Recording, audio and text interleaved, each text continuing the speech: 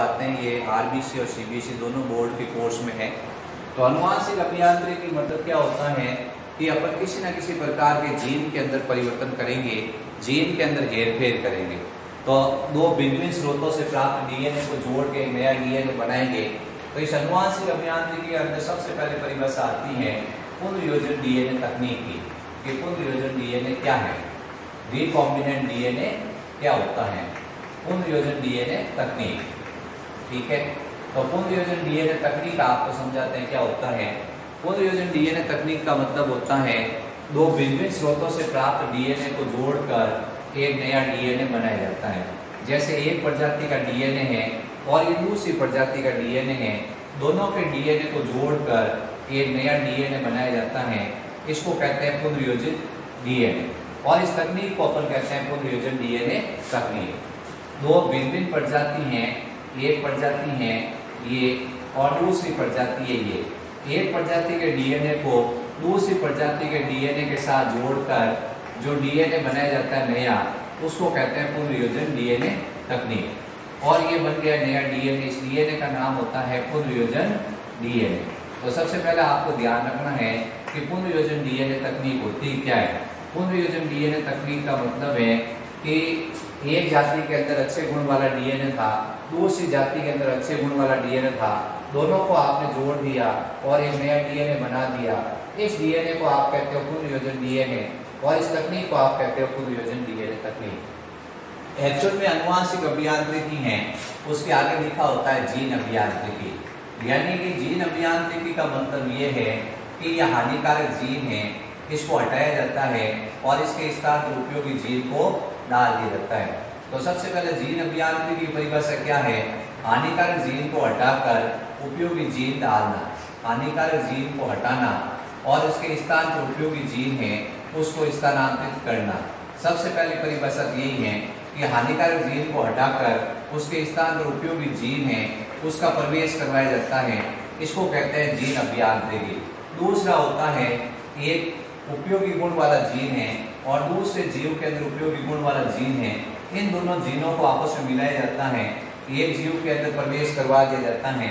जैसे एक जीव के अंदर ये उपयोगी गुण वाला जीन है और दूसरे जीव के अंदर भी उपयोगी गुण वाला जीन है, इन दोनों को आपस में मिलाकर एक नया जीव बनाया जाता है। जैसे इसमें उत्पादन क्षमता अधिक है और इसमें क्या है, रोग रोधी गुण है। ठीक है, दो अलग अलग पौधे हैं, दोनों में अलग अलग गुण हैं, लेकिन जीन दोनों में अलग अलग है। एक नया जीव बनाया जिसमें दोनों गुण आ गए, अब इसमें उत्पादन भी अधिक है और ये रोग रोधी भी है। तो इस तरह से ये क्या है, ये सब जीन अभियांत्रिकी है। तो जैसे आपसे पूछा कि पुनर्योजन डीएनए तकनीक क्या है, उसकी परिभाषा अलग है कि एक प्रजाति के डीएनए का दूसरी प्रजाति के डीएनए के साथ जोड़कर एक नया डीएनए बनाया जाता है, इसको कहते हैं पुनर्योजन डीएनए और इस तकनीक को कहते हैं पुनर्योजन डीएनए तकनीक। अब सवाल आता है जीन अभियांत्रिकी या अनुवांशिक अभियांत्रिकी क्या है। तो हानिकारक जीन को हटाकर उसके स्थान पर उपयोगी जीन लगाया जाता है, या एक जाति के अंदर उपयोगी गुण वाला जीन है और दूसरी जाति के अंदर उपयोगी गुण वाला जीन है, एक जाति के अंदर प्रवेश करवा दिया जाता है, एक जीव में प्रवेश करवा दिया जाता है, जिसके कारण उसमें दोनों गुण आ जाते हैं, तो इसको कहते हैं जीन अभियांत्रिकी। ठीक है, तो अब अपन आगे पढ़ेंगे कि डीएनए पुनर्योजन तकनीक की खोज किसने की है। अब पुनर्योजन डीएनए तकनीक है, कुछ पुनर्योजन डीएनए तकनीक के अपन क्या है, दो तीन वैज्ञानिकों के बारे में पढ़ेंगे। सबसे पहले आया था बोयर नामक वैज्ञानिक था, इसलिए स्टेनले बोयर और कोहन, ये दो वैज्ञानिक आए थे। इसलिए बोयर और कोहन नामक वैज्ञानिकों ने क्या किया था, ये साल्मोनेला जो जीवाणु है, साल्मोनेला जीवाणु है और ई कोलाई जीवाणु है, इन जीवाणुओं के डीएनए को आपस में जोड़ा और एक पुनर्योजित डीएनए बनाया था। तो बोयर और कोहन नामक वैज्ञानिक है, इन्होंने सर्वप्रथम पुनर्योजित डीएनए का निर्माण किया था। तो सवाल आता है कि सर्वप्रथम पुनर्योजन डीएनए का निर्माण किस वैज्ञानिक ने किया। तो आपको बताना है कि बोयर और कोहन नामक वैज्ञानिक थे, इसलिए बोयर और कोहन नामक वैज्ञानिक हैं। इन वैज्ञानिकों ने साल्मोनेला और ई कोलाई है, इन दो भिन्न जीवों के डीएनए हैं, इनको जोड़ के एक पुनर्योजन डीएनए का निर्माण किया था, ये ध्यान रखना है। इसके अलावा सबसे पहले परक नली के अंदर कृत्रिम जीन का निर्माण, परक नली है, उस परक नली के अंदर कृत्रिम जीन का निर्माण किस वैज्ञानिक ने किया था? तो आपको बताना, परक नली के अंदर कृत्रिम जीन का निर्माण हरगोविंद खुराना ने किया था। ये हरगोविंद खुराना नामक वैज्ञानिक है। इस वैज्ञानिक ने सबसे पहले परक नली के अंदर कृत्रिम जीन बनाया। तो ये सवाल आता है। इसके अलावा एक पॉलबर्ग नामक वैज्ञानिक था। इस पॉलबर्ग ने भी इंपॉर्टेंट प्रयोग किया था। इसने भी परक नली के अंदर एक SV14 जीवाणु विषाणु है, SV14 विषाणु है, उसका डीएनए और ई कोलाई का डीएनए है, उसको आपस में जोड़ा और पुनर्योजन डीएनए बनाया। तो ये तीन अलग अलग वैज्ञानिक आपको याद रखने हैं। बोयर और कोहन नामक वैज्ञानिक ने साल्मोनेला और ई कोलाई है, उसके डीएनए को जोड़ दिया और एक पुनर्योजन डीएनए का निर्माण कर दिया। अब उसके बाद में ये परक नली है। परक नली में कृत्रिम जीन का निर्माण हरगोविंद खुराना ने किया था। पॉलबर्ग नामक वैज्ञानिक ने SV14 विषाणु है और ई कोलाई जीवाणु है, उनके डीएनए को परक नली के अंदर जोड़ के पुनर्योजन डीएनए बनाया। ये अपने को ध्यान रखना है। अब अपन आगे पढ़ेंगे जीन अभियांत्रिकी है, उसके विभिन्न चरण। तो आज अपन जो 15वां चैप्टर है RBC और CBC में पढ़ेंगे। अनुवांशिक अभियांत्रिकी चैप्टर पढ़ रहे हैं। इसमें क्वेश्चन आता है, 2 नंबर का क्वेश्चन आता है, जीन अभियांत्रिकी कौन कौन से चरण होते हैं? जीन अभियांत्रिकी है, उसके विभिन्न चरणों को समझाओ कि जीन अभियांत्रिकी कौन कौन से चरणों में पूर्ण होती है, या जीन अभियांत्रिकी है उसकी विधि पूछी जाती है। कौन कौन से स्टेप्स होते हैं जीन अभियांत्रिकी के? तो अपन सबसे पहले है वांछित जीन की पहचान और पृथक्करण। सबसे पहला स्टेप है वांछित जीन की पहचान और पृथक्करण। सबसे पहला स्टेप है बच्चों वांछित जीन की पहचान और पृथक्करण। ठीक है। अब वांछित जीन की पहचान और पृथक्करण में से है कि हमारी कोशिका के अंदर बहुत सारे जीन है, लेकिन उसमें से जो उपयोगी जीन है, जैसे ये हमारी बीटा कोशिका है, इस बीटा कोशिका के अंदर बहुत सारे जीन हैं। इसमें एक जीन ऐसा है जो इंसुलिन बना रहा है, एक जीन ऐसा है, ये जीन ऐसा है जो इंसुलिन बना रहा है। अपन सबसे पहले इस जीन है, इस जीन की पहचान कर लेते हैं। ठीक है। फिर उसके बाद इसको क्या करते हैं, रेस्ट्रिक्शन एंडोन्यूक्लियस एंजाइम की सहायता से काटकर पृथक कर लेते हैं। तो अपने पास ये जीन प्राप्त हो गया। तो पहले स्टेप का नाम है वांछित जीन की पहचान और पृथक्करण। यानी कि आपके पास बहुत सारे जीन हैं, उसमें से जैसे ये वर्ती हार्मोन बनाने वाला जीन हो, इंसुलिन बनाने वाला जीन हो, या कोई प्रतिजीवी बनाने वाला जीन हो, तो अनुवांशिक पदार्थ में से क्या करते हैं, वांछित जीन की पहचान करते हैं और उसके बाद उसको पृथक्करण करते हैं। पृथक्करण के लिए अपन क्या करते हैं, रेस्ट्रिक्शन एंडोन्यूक्लियस एंजाइम है, उस एंजाइम का उपयोग करते हैं। ये अपने को ध्यान रखना है। ठीक है। अब दूसरा स्टेप है वाहक का चयन करना। वाहक का चयन करना। अब वाहक है, उसका चयन किया जाता है। वाहक होता है वो प्लाज्मिड हो सकता है, या जीवाणु भोजी हो सकता है, या कोई भी हो सकता है। वाहक का अपन चयन करते हैं और वाहक को परपोषी कोशिका से बाहर निकालते हैं। दूसरा स्टेप है वाहक का चयन करना और परपोषी कोशिका में से बाहर निकालना। ठीक है। ये अपने पास में ये जीवाणु भोजी है। इस जीवाणु भोजी का ये अनुवांशिक पदार्थ है। इसमें ये क्या है, ये प्लाज्मिड है। इस प्लाज्मिड की विशेषता है कि ये वाहक का कार्य करता है। अब इसके बाद तीसरा होता है कि वाहक के साथ में वांछित जीन को जोड़ना। वाहक के साथ में क्या किया जाता है, वांछित जीन है उसको जोड़ा जाता है। वाहक के साथ में किसको जोड़ा जाता है, वांछित जीन को जोड़ा जाता है। ये हमारे पास में क्या है, ये हमारे पास में वांछित जीन है इंसुलिन बनाने वाला, और ये क्या है, ये वाहक है। वाहक को क्या करते हैं, क्षारीय फॉस्फेटेज एंजाइम की सहायता से काट कर सीधा कर लेते हैं, और ये अपने पास में जो उपयोगी जीन है, इस जीन को इस वाहक के साथ जोड़ देते हैं और ये बन जाता है पुनर्योजन डीएनए। वाहक को वांछित जीन के साथ जोड़ना, फिर उसके बाद पुनर्योजन डीएनए या काइमेरिक डीएनए का निर्माण करना। पुनर्योजन डीएनए या काइमेरिक डीएनए है उसका निर्माण किया जाता है। पुनर्योजन डीएनए या काइमेरिक डीएनए है उसका निर्माण किया जाता है। फिर उसके बाद नेक्स्ट स्टेप है, ये पुनर्योजन डीएनए या काइमेरिक डीएनए बन गया है, इसको परपोषी कोशिका में स्थानांतरित करना। इसको किस में स्थानांतरित किया जाता है, परपोषी कोशिका है उसमें स्थानांतरित किया जाता है, परपोषी कोशिका में स्थानांतरित करना। फिर उसके बाद नेक्स्ट है, इसको परपोषी कोशिका में क्या होता है, चयन और गुणन करना। परपोषी कोशिका है उसका चयन और गुणन करना। फिर उसके बाद है जीन की अभिव्यक्ति, जीन की अभिव्यक्ति, और आखिर में क्या है, उत्पाद की प्राप्ति। आखिर में क्या है, उत्पाद की प्राप्ति। तो ये स्टेप आपको याद रखने हैं कि भाई जीन अभियांत्रिकी है उसके कौन कौन से स्टेप है। सबसे पहला स्टेप है वांछित जीन की पहचान और पृथक्करण करना।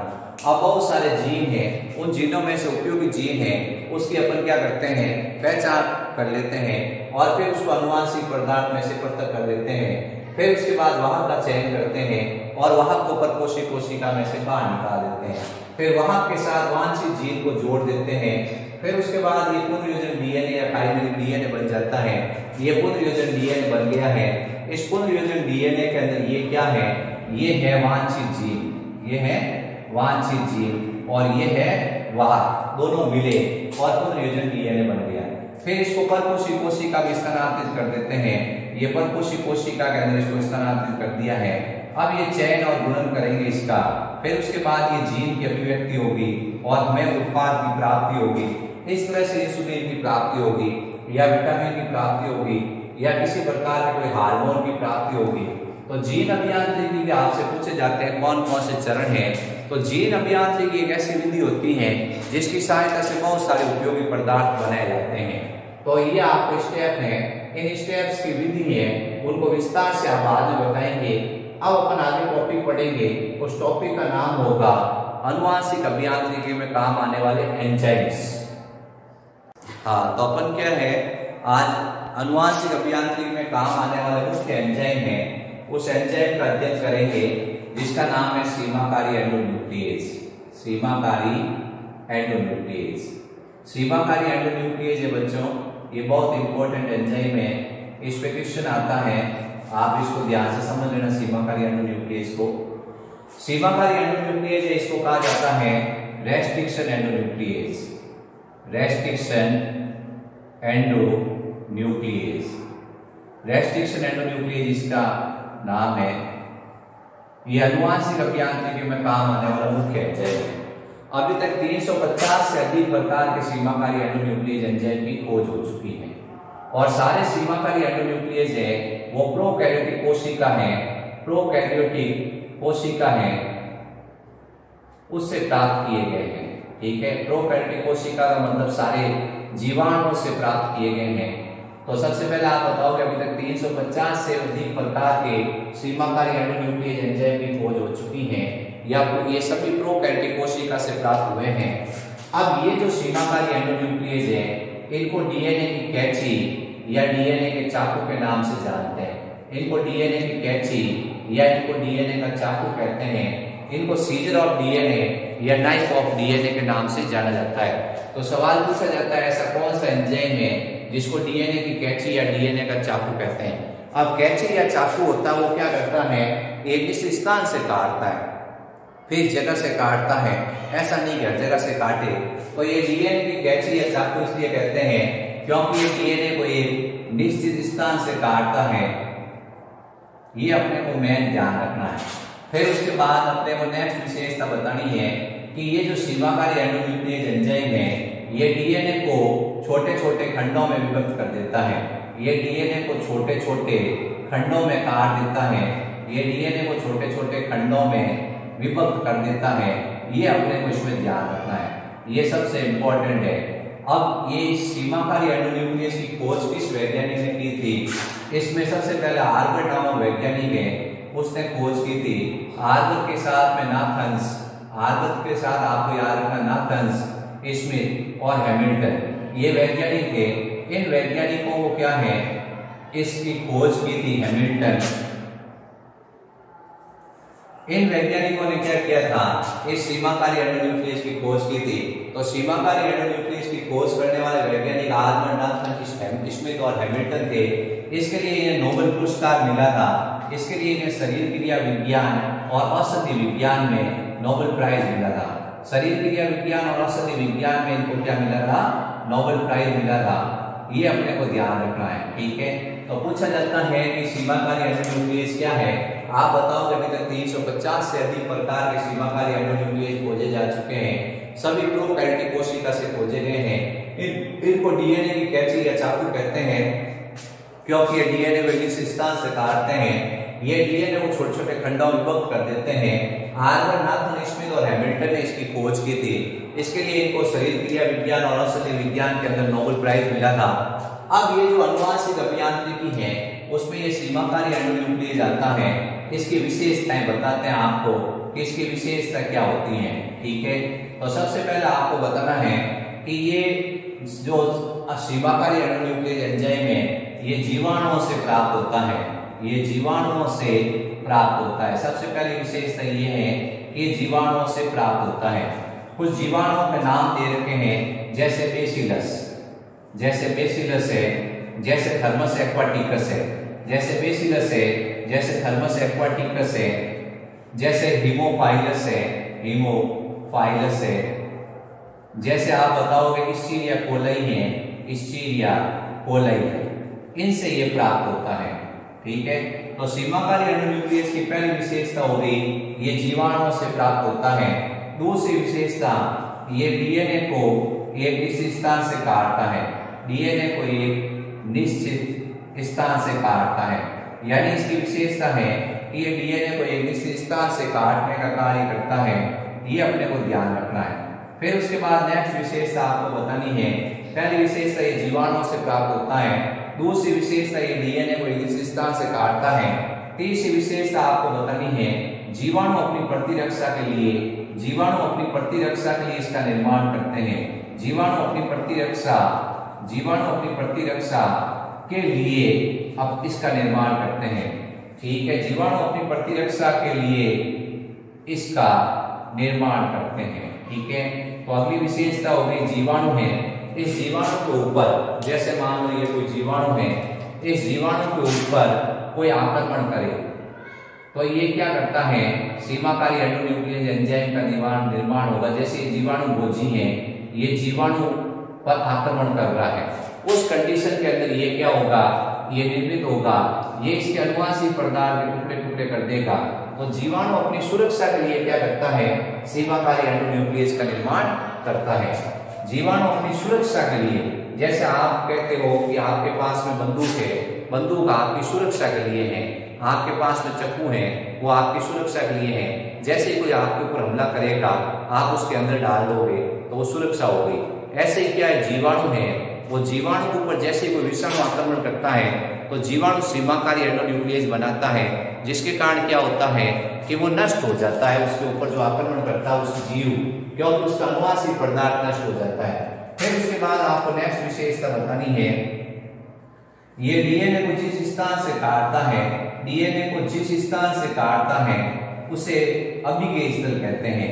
डीएनए को जिस स्थान से काटता है उसे अभिगेय स्थल कहते हैं, यानी जहां से काटता उसको क्या कहते हैं, अभिगेय स्थल कहते हैं। ठीक है, रिकॉग्नाइज साइट कहते हैं, अभिगेय स्थल के नाम से जाना जाता है। ये डीएनए को जिस स्थान से काटेगा उसको अपन अभिगेय स्थल के नाम से जानते हैं, ये ध्यान रखने हैं। अब अपन इसका नामकरण पढ़ेंगे सीमाकारी एंडोन्यूक्लियस का। एक बार वापस रिवीजन कर देते हैं इसको कि सीमाकारी एंडोन्यूक्लियस क्या है। सीमाकारी एंडोन्यूक्लियस आप बताओगे 350 से अधिक प्रकार के सीमाकारी एंडोन्यूक्लियस की खोज हो चुकी है, सभी प्रोकैरियोटिक कोशिका से खोजे गए हैं। इनको डीएनए की कैंची या डीएनए का चाकू कहते हैं। ये डीएनए को एक स्थान से काटते हैं, ये डीएनए को छोटे छोटे खंडों में विभक्त करते हैं। आर्बर्ट नाथन स्मिथ और हैमिल्टन ने इसकी खोज की थी। इसके लिए इनको शरीर क्रिया विज्ञान और औषधि विज्ञान में नोबेल प्राइज मिला था। अब सवाल आता है कि सीमाकारी एंडोन्यूक्लियस की विशेषताएं बताओ। सबसे पहले तो ये जीवाणु से प्राप्त होती है।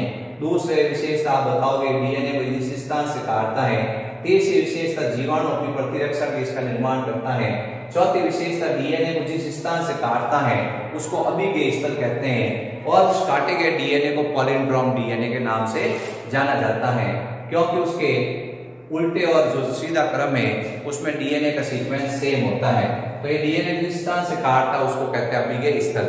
अब अपन इसका नामकरण पढ़ेंगे, सीमाकारी एंडोन्यूक्लियस का नामकरण। हाँ, तो सीमाकारी एंडोन्यूक्लियस जो उसका नामकरण पढ़ेंगे अपन कि भाई नामकरण किस तरह से किया जाता है। तो नामकरण में क्या है कि अपन कुछ विशेष प्रकार के क्या करते हैं, नियम अपनाते हैं। जैसे एक जीवाणु है इस्चीरिया कोलाई, इस्चीरिया कोलाई, ये इसका क्या है, वंश है और ये इसकी जाति है। इससे आपको एक सीमाकारी एंडोन्यूक्लियस प्राप्त हुआ। अब आपको क्या करना है, नाम देना। ये बच्चों ध्यान रखा जाता है, वंश का पहला अक्षर बड़ा लिखना है, जाति के दोनों अक्षर छोटे लिखने हैं शुरू के। एक और इसी तरह से एग्जाम्पल लेते हैं, हीमोफाइलस, हीमोफाइलस इन्फ्लुएंजा। ठीक है, अपन ने ये क्या है, दो जीवाणु ले लिए, ये इसका वंश है और ये इसकी जाति है। तो सबसे पहला नियम ये कहता है कि आप जब सीमाकारी एंडोन्यूक्लियस का नामकरण करोगे, जब आप सीमाकारी एंडोन्यूक्लियस का नामकरण करोगे, जब आप सीमाकारी एंडोन्यूक्लियस का नामकरण करोगे तो आप क्या करोगे, सबसे पहला अक्षर वंश का लिखा जाता है, पहला अक्षर वंश का लिखा जाता है।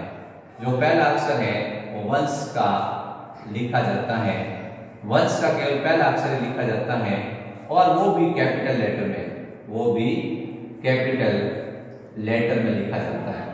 ठीक है, दूसरा है कि जाति के दो अक्षर लिखे जाते हैं, जाति के दो अक्षर लिखे जाते हैं, जाति के दो अक्षर लिखे जाते हैं स्मॉल लेटर में, स्मॉल लेटर में।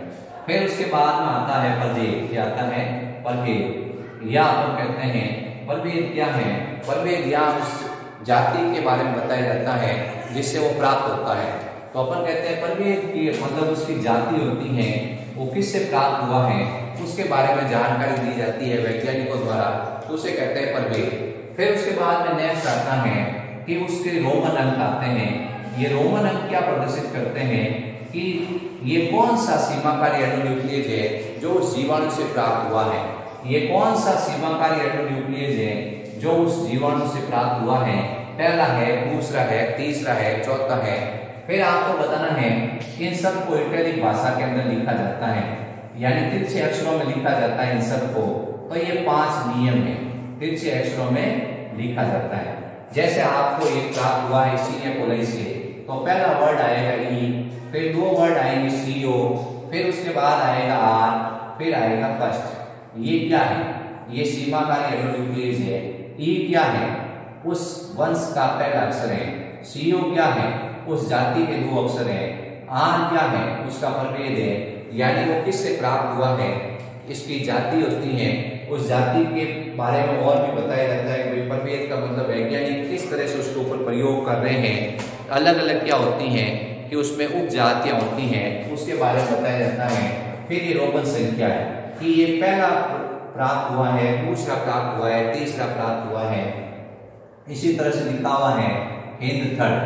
अब हिंद थर्ड में आप बताओ, एच का मतलब हीमोफाइलस है, आई का मतलब इन्फ्लुएंजी है और डी का मतलब आपको बताना है कि ये क्या है, ये प्रभेद है। और डी थर्ड का मतलब क्या है, ये आपको बताना है ये इसकी कौन सा संख्या में प्राप्त हुआ है, पहला है, दूसरा है, तीसरा है। तो सीमाकारी एंडोन्यूक्लियस के कई एग्जांपल हैं। हीमोफाइलस इन्फ्लुएंजा से प्राप्त हुआ हिंद थर्ड है, ई कोलाई फर्स्ट है, रेस्ट्रिक्शन एंडोन्यूक्लियस फर्स्ट होते हैं, सेकंड होते हैं, थर्ड होते हैं। उसमें जो रेस्ट्रिक्शन एंडोन्यूक्लियस सेकंड है वो सबसे ज्यादा उपयोग में आने वाला एंजाइम है। अब अपन इस सीमाकारी एंडोन्यूक्लियस है उसका काम करने का तरीका बताते हैं, वो किस तरह से डीएनए को काटता है। ठीक है, अब देखेंगे आगे। बच्चों तुम बैठ जाओ, इसको टाइम लगे।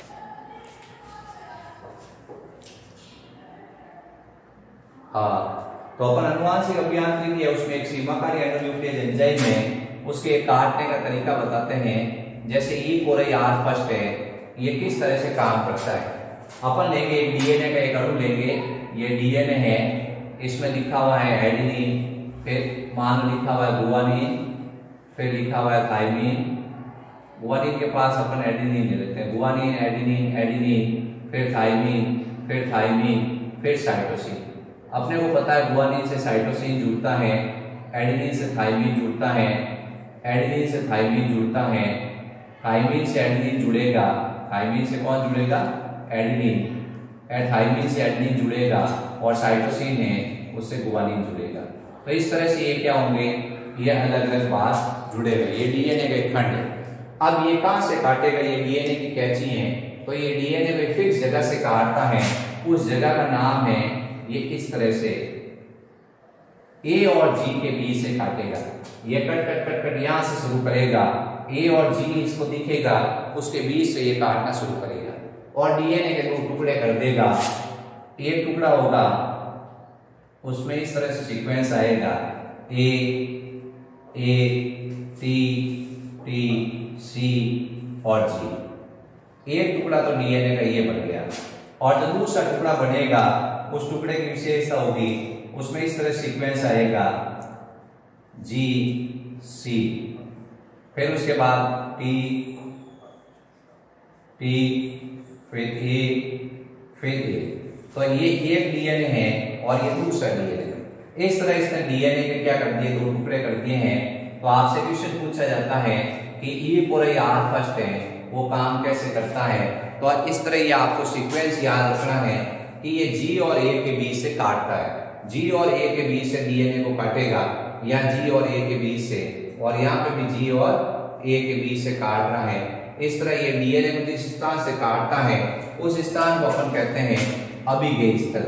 ये डीएनए को जिस स्थान से काटता है उसको क्या कहते हैं, अभिगेय स्थल कहते हैं। और इसमें डीएनए का उल्टा सीक्वेंस नाइट्रोजन का, क्षारक का, एक दूसरे के समान होता है, इसलिए इसको पॉलीड्रॉम डीएनए के नाम से जानते हैं। अब अपन आगे बढ़ेंगे आनुवांशिक अभियांत्रिकी में काम आने वाले अन्य एंजाइम। अपन आनुवांशिक अभियांत्रिकी में काम आने वाले अन्य एंजाइम हैं, उनका अध्ययन करेंगे। अन्य एंजाइम्स, अन्य एंजाइम्स में सबसे पहला एंजाइम है जिसका नाम है लाइसोजाइम। लाइसोजाइम सीमाकारी एंडोन्यूक्लियस में काम आने वाले अन्य एंजाइम पूछे जाते हैं। तो पहला एंजाइम है लाइसोजाइम। ये लाइसोजाइम क्या करता है, जीवाणु की कोशिका भित्ति को गलाने का कार्य करता है। ये जीवाणु की कोशिका भित्ति है उसको गलाने का कार्य करता है, यानी जो जीवाणु है उसकी कोशिका भित्ति को गलाने का कार्य करता है और जीवाणुओं को नष्ट करता है। किसको नष्ट करता है, जीवाणुओं को नष्ट करता है। तो ये काम आता है एंजाइम आनुवांशिक अभियांत्रिकी में। दूसरा आनुवांशिक अभियांत्रिकी में जो काम आता है उसका नाम है डीएनए लाइगेज। ये डीएनए के छोटे छोटे खंडों को जोड़ता है। ये डीएनए के जो खंड है जिसको सीमाकारी एंडोन्यूक्लियस ने काटा है, उन डीएनए के खंडों को जोड़ने का कार्य करता है। डीएनए के छोटे छोटे खंडों को, डीएनए के छोटे छोटे खंडों को, डीएनए के छोटे छोटे खंडों को जोड़ने का कार्य करता है। सवाल आता है डीएनए लाइगेज क्या करता है, ये फास्फोडाइएस्टर बंध बनाता है, फास्फोडाइएस्टर बंध बनाता है और डीएनए के छोटे छोटे खंडों को जोड़ देता है, जिनको अपन ओकाजाकी खंड कहते हैं, या नॉर्मल आपके पास में जो उपयोगी डीएनए है उसको जोड़ने का कार्य करता है। तीसरा एंजाइम है क्षारीय फास्फेटेज। तीसरा एंजाइम होता है जिसका नाम होता है क्षारीय फास्फेटेज। ये क्षारीय फास्फेटेज एंजाइम एक ऐसा एंजाइम होता है जो कि डीएनए, ये प्लाज्मिड के वर्ताकार रहने की प्रवृत्ति होती है।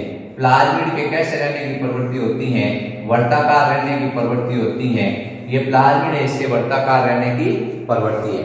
तो ये क्या करता है, पांचवी स्थिति से फास्फोडाइएस्टर बंध को तोड़ देता है। पांचवी स्थिति से फास्फोडाइएस्टर बंध को तोड़ देता है, जिसके कारण ये प्लाज्मिड कैसा हो जाता है, रेखीय हो जाता है। तो ये प्लाज्मिड में क्या किया इसने कि पांचवी स्थिति से फास्फोडाइएस्टर बंध को तोड़ दिया, जिससे प्लाज्मिड कैसा हो गया, रेखीय। तो पहला एंजाइम है लाइसोजाइम एंजाइम। लाइसोजाइम एंजाइम का काम है जीवाणु की कोशिका भित्ति को गलाना और जीवाणुओं को नष्ट करना। दूसरा एंजाइम है डीएनए लाइगेज। ये डीएनए के छोटे छोटे खंडों को जोड़ने का कार्य करता है, फास्फोडाइएस्टर बंध बनाता है, ये तोड़ता है फास्फोडाइएस्टर बंध को, ये तोड़ता है और ये क्या करता है, बनाता है। ये अपने को ध्यान रखना है, ठीक है। और ये क्षारीय फास्फेटेज प्लाज्मिड के वर्ताकार रहने की प्रवृत्ति होती है। ये पांचवी स्थिति से क्या करता है, फास्फोडाइएस्टर बंध को तोड़ देता है, जिससे प्लाज्मिड क्या हो जाता है, वर्ताकार से रेखीय हो जाता है। अब उसके बाद चौथा एंजाइम है जिसका नाम है डीएनए पर निर्भर डीएनए पॉलीमरेज। डीएनए पर निर्भर डीएनए पॉलीमरेज। अपने को पता है ये डीएनए है, इससे डीएनए बनेगा। इसको अपन क्या कहते हैं, डीएनए का प्रतिकृतिकरण कहते हैं। इसको अपन क्या कहते हैं, डीएनए का प्रतिकृतिकरण।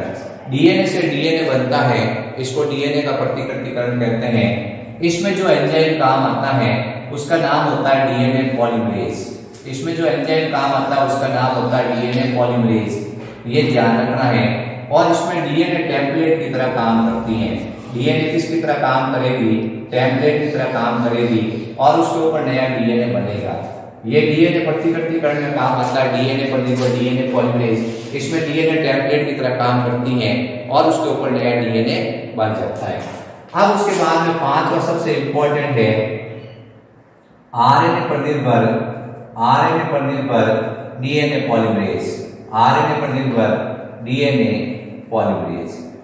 इस एंजाइम का एक और नाम है, इस एंजाइम का नाम होता है रिवर्स ट्रांसक्रिप्शन, यानी रिवर्स ट्रांसक्रिप्टेज एंजाइम भी कहते हैं इसको, रिवर्स ट्रांसक्रिप्टेज। ये सबसे इंपॉर्टेंट एंजाइम है। पूछा जाता है रिवर्स ट्रांसक्रिप्टेज एंजाइम क्या है। ऐसा एंजाइम जो कि डीएनए से आरएनए बनाएगा। अपने को पता है, सॉरी आरएनए से डीएनए बनाएगा। अपने को पता है डीएनए से डीएनए बनता है, इस क्रिया को कहते हैं प्रतिकृतिकरण। डीएनए से डीएनए बनता है, इस क्रिया को कहते हैं प्रतिकृतिकरण। और डीएनए से फिर आरएनए बनता है, इस क्रिया को अपन कहते हैं अनुलेखन। अनुलेखन या इसको कहा जाता है ट्रांसक्रिप्शन। ट्रांसक्रिप्शन, ये सवाल आता है डीएनए से डीएनए बनता है, इसको क्या कहते हैं, प्रतिकृतिकरण। और डीएनए से आरएनए बनता है, इसको कहते हैं अनुलेखन। और आरएनए से प्रोटीन बनता है, इसको क्या कहते हैं, अनुवादन। क्या कहते हैं, अनुवादन यानी ट्रांसलेशन। अब ये जो एंजाइम है, इस एंजाइम की विशेषता है कि ये क्या करता है, आरएनए से डीएनए बना देता है। आरएनए से क्या बना देता है, डीएनए बना देता है। इस एंजाइम की विशेषता है आरएनए पर निर्भर डीएनए पॉलीमरेज। इसमें ये आरएनए है, ये टेम्पलेट की तरह काम करती है। आरएनए किसकी तरह काम करती है, टेम्पलेट की तरह काम करती है। और इस आरएनए से क्या होता है, आरएनए से नया डीएनए बन जाता है। इस आरएनए से नया डीएनए बन जाता है। तो इसमें जो एंजाइम काम आएगा उस एंजाइम का नाम होगा रिवर्स ट्रांसक्रिप्टेज। इस क्रिया को क्या कहते हैं, इस क्रिया को अपन कहते हैं रिवर्स ट्रांसक्रिप्शन। उल्टी क्रिया हुई है, ट्रांसक्रिप्शन की उल्टी हुई है, इसलिए इसका नाम हो जाता है reverse transcription. Reverse transcription, reverse transcription का मतलब है व्युत्क्रम अनुलेखन। व्युत्क्रम अनुलेखन, ठीक है बच्चों। तो आपसे पूछा गया कि भाई अनुवांशिक अभियांत्रिकी में कौन कौन से एंजाइम काम आते हैं। सबसे पहला काम आता है लाइसोजाइम। लाइसोजाइम की विशेषता है कि ये जीवाणु की कोशिका भित्ति को गलाता है और जीवाणुओं को नष्ट करता है। डीएनए लाइगेज क्या है, डीएनए के छोटे छोटे खंडों को जोड़ने का काम करता है, यानी ये फास्फोडाइएस्टर बंध बनाता है। फिर उसके बाद क्षारीय फास्फेटेज एंजाइम क्या है, क्षारीय फास्फेटेज एंजाइम एक ऐसा एंजाइम होता है, प्लाज्मिड के वर्ताकार RNA की प्रवृत्ति होती है।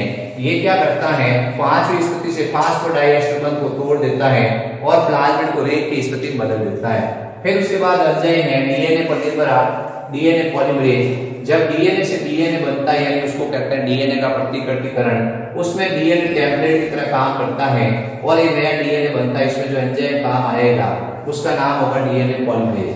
अब पांचवा एंजाइम है वो सबसे समझने लायक है। सवाल सीधा आता है कि ऐसा कौन सा एंजाइम है जो रिवर्स ट्रांसक्रिप्टेज एंजाइम के नाम से जाना जाता है। ऐसा कौन सा एंजाइम है जिससे आरएनए से डीएनए बनेगा। तो ये ध्यान रखना है, आरएनए पर निर्भर डीएनए पॉलीमरेज एंजाइम। इसमें आरएनए टेम्पलेट की तरह काम कर रहा है और उससे डीएनए बन रहा है। टेमिन और बॉल्डविन ने बताया था कि ये अनुवांशिक सूचना एक दिशा में प्रवाहित होती है, लेकिन एचआईवी विषाणु है वो इसके अपवाद होते हैं। एचआईवी विषाणु में क्या होता है, इस एचआईवी विषाणु के अंदर अनुवांशिक पदार्थ आरएनए होता है। इस आरएनए से वापस क्या बनता है, डीएनए बनता है। तो इस तरह से विक्रम अनुलेखन क्रिया हो जाती है, यानी आरएनए टेम्पलेट की तरह काम करता है और उससे नया डीएनए बन जाता है। तो ये आपको समझ में आ गया होगा अनुवांशिक अभियांत्रिकी में। तो इस वीडियो को लाइक, शेयर और सब्सक्राइब करें और ज्यादा से ज्यादा कमेंट करें। और जो भी चीज समझ में नहीं आती आप कमेंट बॉक्स में लिखें, मैं आपको समझाने की कोशिश करूंगा वापस। हाँ, तो अपन अनुवांशिक अभियांत्रिकी है उसमें वाहक का अध्ययन करेंगे आज। ये वाहक है, ये अनुवांशिक अभियांत्रिकी के लिए आवश्यक एक पदार्थ होता है। वाहक क्या है? वाहक डीएनए के अणु होते हैं। इनकी विशेषता ये है कि ये परपोषी कोशिका में अपनी प्रतिकृति कर सकते हैं। ठीक है, तो अपन कहते हैं ये डीएनए के अणु होते हैं। ये डीएनए के अणु है। क्या है? डीएनए के अणु होते हैं। दूसरी विशेषता, ये परपोषी कोशिका है उसमें अपनी प्रतिकृति कर सकते हैं। परपोषी कोशिका में अपनी प्रतिकृति कर सकते हैं। परपोषी कोशिका में अपनी प्रतिकृति कर सकते हैं। तीसरा आपको बताना है, वाहक के अंदर जो उपयोगी डीएनए जिसकी आपको प्रतिकृति करवानी होती है उसको जोड़ा जाता है। ठीक है, तो वाहक है, वाहक के साथ में उपयोगी डीएनए है उसको जोड़ा जाता है। जो उपयोगी डीएनए है उसे क्या किया जाता है? जोड़ा जाता है। अब वाहक के कई एग्जाम्पल है। सबसे पहला एग्जाम्पल है प्लाज्मिड। वाहक का सबसे पहला एग्जाम्पल है प्लाज्मिड। दूसरा एग्जाम्पल है जीवाणुभोजी। तीसरा एग्जाम्पल है प्लाज्मिड। चौथा एग्जाम्पल है प्लाज्मिड। पांचवा एग्जाम्पल है मानव निर्मित गुणसूत्र। ये सभी क्या है? वाहक का कार्य करते हैं। इनके साथ में क्या किया जाता है? इनके साथ में उपयोगी डीएनए को जोड़ा जाता है। जिस डीएनए को आपको पुनर्योजन डीएनए में परिवर्तित करना है उस डीएनए को आप क्या करते हो? जोड़ते हो। वाहक खुद क्या होते हैं? डीएनए के अणु होते हैं। ठीक है, दूसरी विशेषता, ये परपोषी कोशिका में अपनी स्वतंत्र प्रतिकृति कर सकते हैं और वाहक के साथ में उपयोगी डीएनए को जोड़कर पुनर्योजित डीएनए का निर्माण किया जाता है। अब सवाल आता है, वाहक की विशेषताएं लिखो कि वाहक की विशेषताएं क्या क्या होती हैं। सबसे पहला क्वेश्चन ये पूछा जाता है, वाहक की विशेषताएं लिखो। ये सवाल आता है 2 नंबर का बोर्ड के अंदर कि वाहक की विशेषताएं लिखो। वाहक की क्या क्या विशेषता होती है? वाहक की सबसे पहली विशेषता होती है, ये परपोषी कोशिका है। इस परपोषी कोशिका में ये अपनी प्रतिकृति कर सकते हैं। परपोषी कोशिका में ये अपनी प्रतिकृति कर सकते हैं। तो सबसे पहली विशेषता है वाहक कोशिका है, वाहक है, उसकी विशेषता है कि वाहक परपोषी कोशिका में अपनी प्रतिकृति कर सकता है। वाहक परपोषी कोशिका में अपनी प्रतिकृति कर सकता है। सबसे पहली विशेषता हो गई, वाहक परपोषी कोशिका में अपनी प्रतिकृति कर सकता है। यह आपको ध्यान रखना है। दूसरी विशेषता आपको बताना है, इसको परपोषी कोशिका में आसानी से प्रवेश करवाया जा सकता है और इसको परपोषी कोशिका से आसानी से बाहर निकाला जा सकता है। वाहक की दूसरी विशेषता होती है, वाहक को परपोषी कोशिका में आसानी से प्रवेश करवाया जा सकता है और इसको आसानी से क्या किया जा सकता है? बाहर निकाला जा सकता है। वाहक को परपोषी कोशिका में आसानी से प्रवेश करवाया जा सकता है और आसानी से इसको क्या कर सकते हैं? बाहर निकाल सकते हैं। ये अपने को ध्यान रखना है। तीसरी विशेषता आपको बतानी है, वाहक के अंदर, ये वाहक है, इस वाहक के अंदर कुछ रेस्ट्रिक्शन साइट होती है। ये वाहक है, इसमें कुछ प्रतिबंध खंड होते हैं। वाहक के अंदर कुछ प्रतिबंध खंड होते हैं, यानी रेस्ट्रिक्शन साइट होती है, जहां से सीमाकारी एंडोन्यूक्लियस से इसको काटा जाता है। जहां से क्या किया जाता है? सीमाकारी एंडोन्यूक्लियस से काटा जाता है। जहां से सीमाकारी एंडोन्यूक्लियस की सहायता से इसको काटा जा सकता है। यानी अपन वाहक है, उस वाहक के अंदर कुछ प्रतिबंध खंड देखते हैं, रेस्ट्रिक्शन साइट देखते हैं, जहां से क्या करते हैं? सीमाकारी एंडोन्यूक्लियस की सहायता से उसको काट देते हैं और सीमाकारी एंडोन्यूक्लियस की सहायता से काट कर क्या करते हैं? उपयोगी डीएनए उसको जोड़ देते हैं। तो नेचुरल सी बात है, ये वाहक है, इस वाहक के अंदर आपने क्या किया? ये साइड देखी, इसका नाम था रेस्ट्रिक्शन साइट। आपने यहां से इसको काट दिया। यहां से काटते क्या हुआ कि ये वाहक इस तरह का हो गया। फिर आपने उपयोगी डीएनए इसको जोड़ दिया। तो वाहक के अंदर प्रतिबंध खंड होते हैं जहां से सीमाकारी एंडोन्यूक्लियस की सहायता से जोड़ दिया जाता है। ठीक है, अब इसके अपन चौथी और पांचवी विशेषता देखेंगे। तो सबसे पहले वाहक की विशेषता है, वाहक डीएनए के अणु होते हैं जिनके अंदर उपयोगी डीएनए है उसको जोड़ा जाता है। जब पुनर्योजित डीएनए का निर्माण किया जाता है ये परपोषी कोशिका हम अपनी प्रतिकृति करते हैं। अब वहां के उदाहरण पूछे जाते हैं, प्लाज्मिड है, जीवाणुभोजी है, कॉस्मिड है, फॉस्मिड है, मानव निर्मित गुणसूत्र हैं, ये सभी क्या है वहां के उदाहरण हो गए। फिर अपन कह सकते हैं मानव निर्मित गुणसूत्र के अलावा yeast artificial chromosome, bacterial artificial chromosome, ये भी होते हैं। अब इसकी विशेषता क्या है, वहां परपोषी कोशिका में अपनी प्रतिकृति कर सकता है। वहां परपोषी कोशिका में एक था, कुछ ही समय के अंदर करोड़ों हो गए। वहां के उसको परपोषी कोशिका में आसानी से प्रवेश करवाया जा सकता है। वहां को परपोषी कोशिका से आसानी से बाहर निकाला जा सकता है।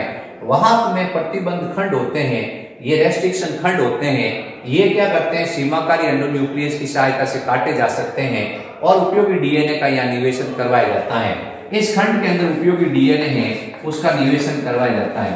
वहां के अंदर क्या होता है, वहां के अंदर कुछ मार्कर जीन होते हैं, वहां के अंदर कुछ मार्कर जीन होते हैं, ये वहां के, इसके अंदर कुछ मार्कर जीन होते हैं। ये मार्कर जीन क्या है, जैसे अपन कहते हैं टेट्रासाइक्लिन, एम्पिसिलिन, ये जीन होते हैं। ये जीन क्या है, एंटीबायोटिक रेजिस्टेंस जीन है। ये एंटीबायोटिक रेजिस्टेंस जीन है टेट्रासाइक्लिन, एम्पिसिलिन। ये जीन क्या करते हैं, ये बताते हैं कि जो आपने डीएनए जोड़ा है वो सही स्थान पे जुड़ा या नहीं जुड़ा है। तो इसके अंदर क्या होते हैं, ये टेट्रासाइक्लिन, एम्पिसिलिन वाले जीन होते हैं। ये जीन मार्कर जीन के नाम से जाने जाते हैं। ये जीन क्या करते हैं, डीएनए का सही स्थान पर जुड़ने की हमें सूचना देते हैं। डीएनए का निवेशन सही स्थान पर हुआ है कि नहीं हुआ है, उसकी हमें क्या करते हैं, सूचना प्रदान करते हैं। अब आपने इसके ऊपर एम्पिसिलिन डाला, अगर ये जीवाणु जिंदा बच गया, इसका मतलब ये जीन अपने आप को प्रकट कर रहा है और हमने डीएनए सही स्थान पे जोड़ा है। और अगर इसके ऊपर डालते एम्पिसिलिन वाला जीन अपने आप को प्रकट नहीं करेगा तो ये जीवाणु मर जाएगा। तो एम्पिसिलिन रोधी और टेट्रासाइक्लिन रोधी जीन पाए जाते हैं। ये जीन क्या करते हैं, हमें सूचना देते हैं। इसके अलावा इसमें क्या होते हैं, प्रमोटर और ऑपरेटर जीन पाए जाते हैं, यानी इसमें नियामक जीन होते हैं। इसमें नियामक जीन पाए जाते हैं, प्रमोटर और ऑपरेटर जीन। नियामक जीन होते हैं इसमें प्रमोटर और ऑपरेटर जीन। ये जीन क्या करते हैं, ये जीन अभिव्यक्ति का नियमन करते हैं। जो आपने जीन डाला है वो अपने आप को अभिव्यक्त करेगा। ये जीन अभिव्यक्ति का नियमन करते हैं और उत्पाद बनाने में सहायता करते हैं। ये जीन अभिव्यक्ति का नियमन करते हैं और उत्पाद बनाने में क्या करते हैं, सहायता करते हैं। ठीक है, तो ये अपने को इसकी विशेषता बतानी है। इसके अलावा इस वाहक है, इसका रूपांतरण आसानी से किया जा सकता है और चयन आसानी से किया जा सकता है। तो क्वेश्चन पूछा जाता है वाहक की विशेषताएं बताओ। 2 नंबर का सवाल आता है आरबीसी बोर्ड के अंदर। क्वेश्चन बहुत इंपॉर्टेंट है कि वाहक की विशेषताएं बताओ। कोई भी 4 विशेषताएं पूछी जाती हैं या पूछा जाता है वाहक का उदाहरण बताओ। प्लाज्मिड है, जीवाणुभोजी है, कॉस्मिड है, प्लाज्मिड है, मानव निर्मित गुणसूत्र है। वाहक की ये विशेषताएं हैं।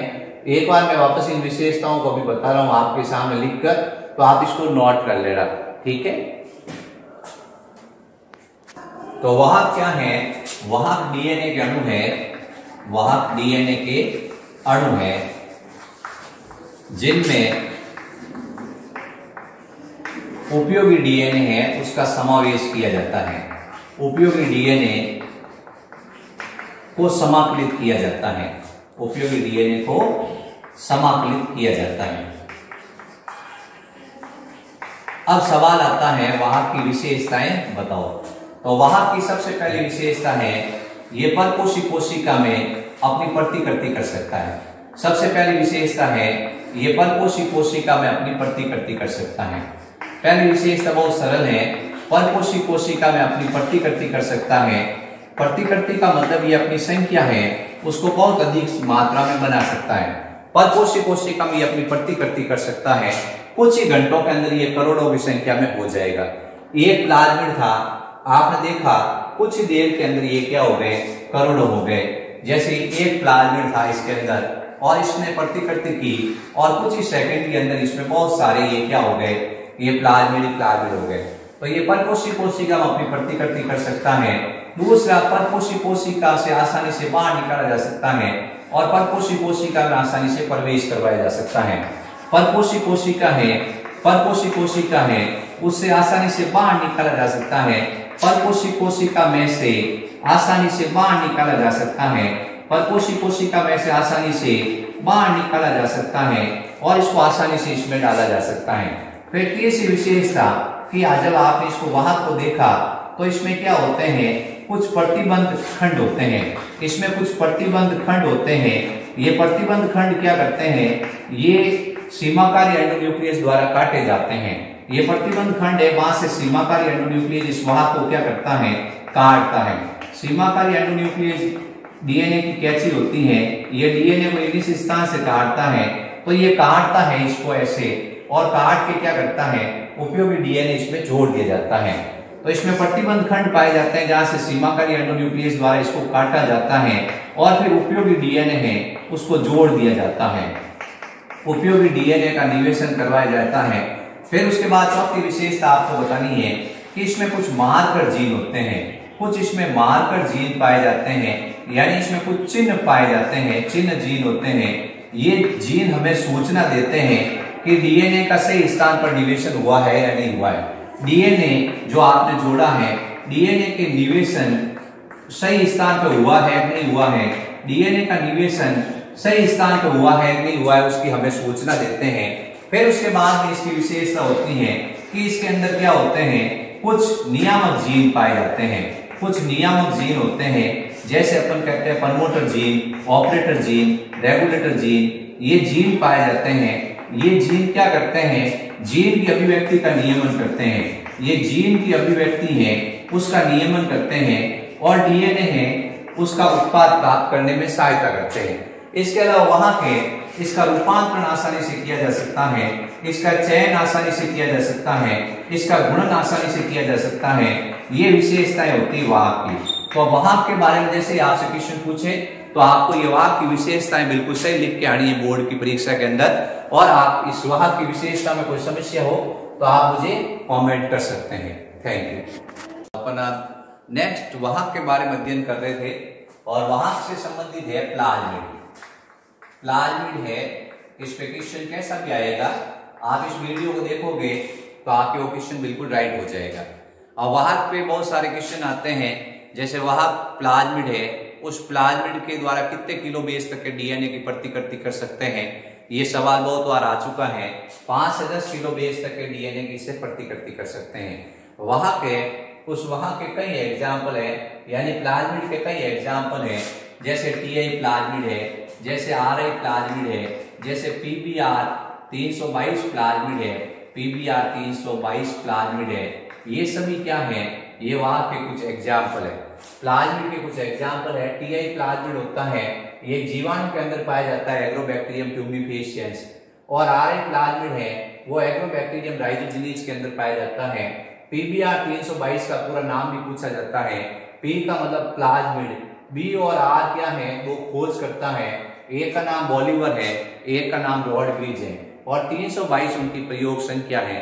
ये आपको इनके पूरे नाम भी पूछे जाते हैं कि प्लाज्मिड क्या है। तो सबसे पहले प्लाज्मिड का खोज करता है वैज्ञानिक का लैडरबर्ग। लैडरबर्ग नामक वैज्ञानिक ने प्लाज्मिड की खोज की थी।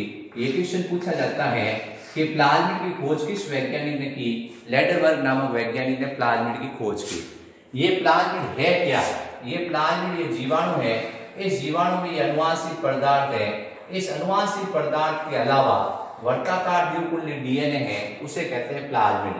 तो जीवाणु में अनुवांशिक पदार्थ के अलावा, जीवाणु में अनुवांशिक पदार्थ के अलावा, जीवाणु में अनुवांशिक पदार्थ के अलावा, जीवाणु में अनुवांशिक पदार्थ के अलावा वर्ताकार द्विकुंडली डीएनए को, वर्ताकार द्विकुंडली डीएनए को प्लाज्मिड कहते हैं। तो प्लाज्मिड क्या है, आपसे जैसे सवाल पूछा तो आपको इसकी डेफिनेशन बतानी है कि जीवाणु में अनुवांशिक पदार्थ के अलावा वर्ताकार द्विकुंडली डीएनए को प्लाज्मिड कहते हैं। ठीक है बच्चों, ये अपने को डेफिनेशन याद रखनी है कि प्लाज्मिड है क्या। तो प्लाज्मिड जीवाणु में अनुवांशिक पदार्थ के अलावा वर्ताकार द्विकुंडली डीएनए को प्लाज्मिड कहते हैं। अब ये प्लाज्मिड हो गया अपने। फिर अब प्लाज्मिड के कई एग्जाम्पल है, जैसे टीआई प्लाज्मिड एग्रोबैक्टीरियम ट्यूबिफेशियस जीवाणु में, आरआई प्लाज्मिड एग्रोबैक्टीरियम राइजोजिनीज में, पीबीआर 322 है, ये कृत्रिम प्लाज्मिड है। अब इस प्लाज्मिड की विशेषता आपने बतानी है कि जीवाणु में अनुवांशिक पदार्थ के अलावा वर्ताकार द्विकुंडली डीएनए को प्लाज्मिड कहते हैं। अब इसकी विशेषता बताते हैं। सबसे पहले विशेषता ये है कि अपनी प्रतिकृति कर सकता है। सबसे पहले विशेषता ये है कि अपनी प्रतिकृति कर सकता है, ये प्रतिकृति कर सकता है। दूसरी विशेषता ये है कि इसमें डीएनए वर्ताकार, डीएनए इसमें वर्ताकार द्विकुंडलित, डीएनए इसमें वर्ताकार द्विकुंडलित होता है। ठीक है, डीएनए इसमें वर्ताकार द्विकुंडलित और सर्पिलाकार होता है।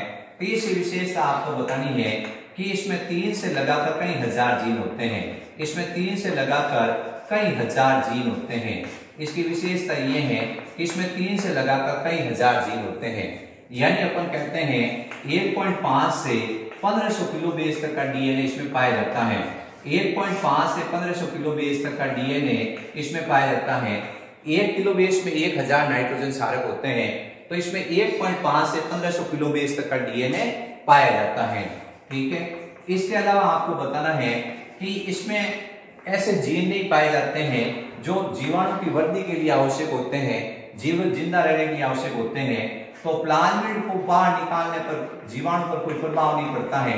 प्लाज्मिड को जीवाणु कोशिका से बाहर निकालने पर जीवाणु कोशिका प्रभावित नहीं होती है। यानी जीवाणु कोशिका से अगर प्लाज्मिड को बाहर निकाल देंगे तो जीवाणु कोशिका प्रभावित नहीं होगी, क्योंकि उसके ऊपर ऐसे कोई जीन नहीं पाए जाते हैं जो इसको जिंदा रहने के लिए आवश्यक होते हैं। फिर उसके बाद इसमें क्या होता है, इसके अंदर आपको बताना है कुछ रेस्ट्रिक्शन साइट्स पाई जाती हैं। इसमें कुछ प्रतिबंध खंड पाए जाते हैं। इन प्रतिबंध खंड की शायद प्रतिबंध खंड होते हैं, उन प्रतिबंध खंडों के अंदर सीमाकारी एंडोन्यूक्लियस से काटा जाता है और उपयोगी डीएनए को जोड़ दिया जाता है। इसमें कुछ प्रतिबंध खंड पाए जाते हैं। इन प्रतिबंध खंड होते हैं, वहां से सीमाकारी एंडोन्यूक्लियस की सहायता से काट दिया जाता है और फिर उपयोगी डीएनए है उसकी सहायता से जोड़ दिया जाता है।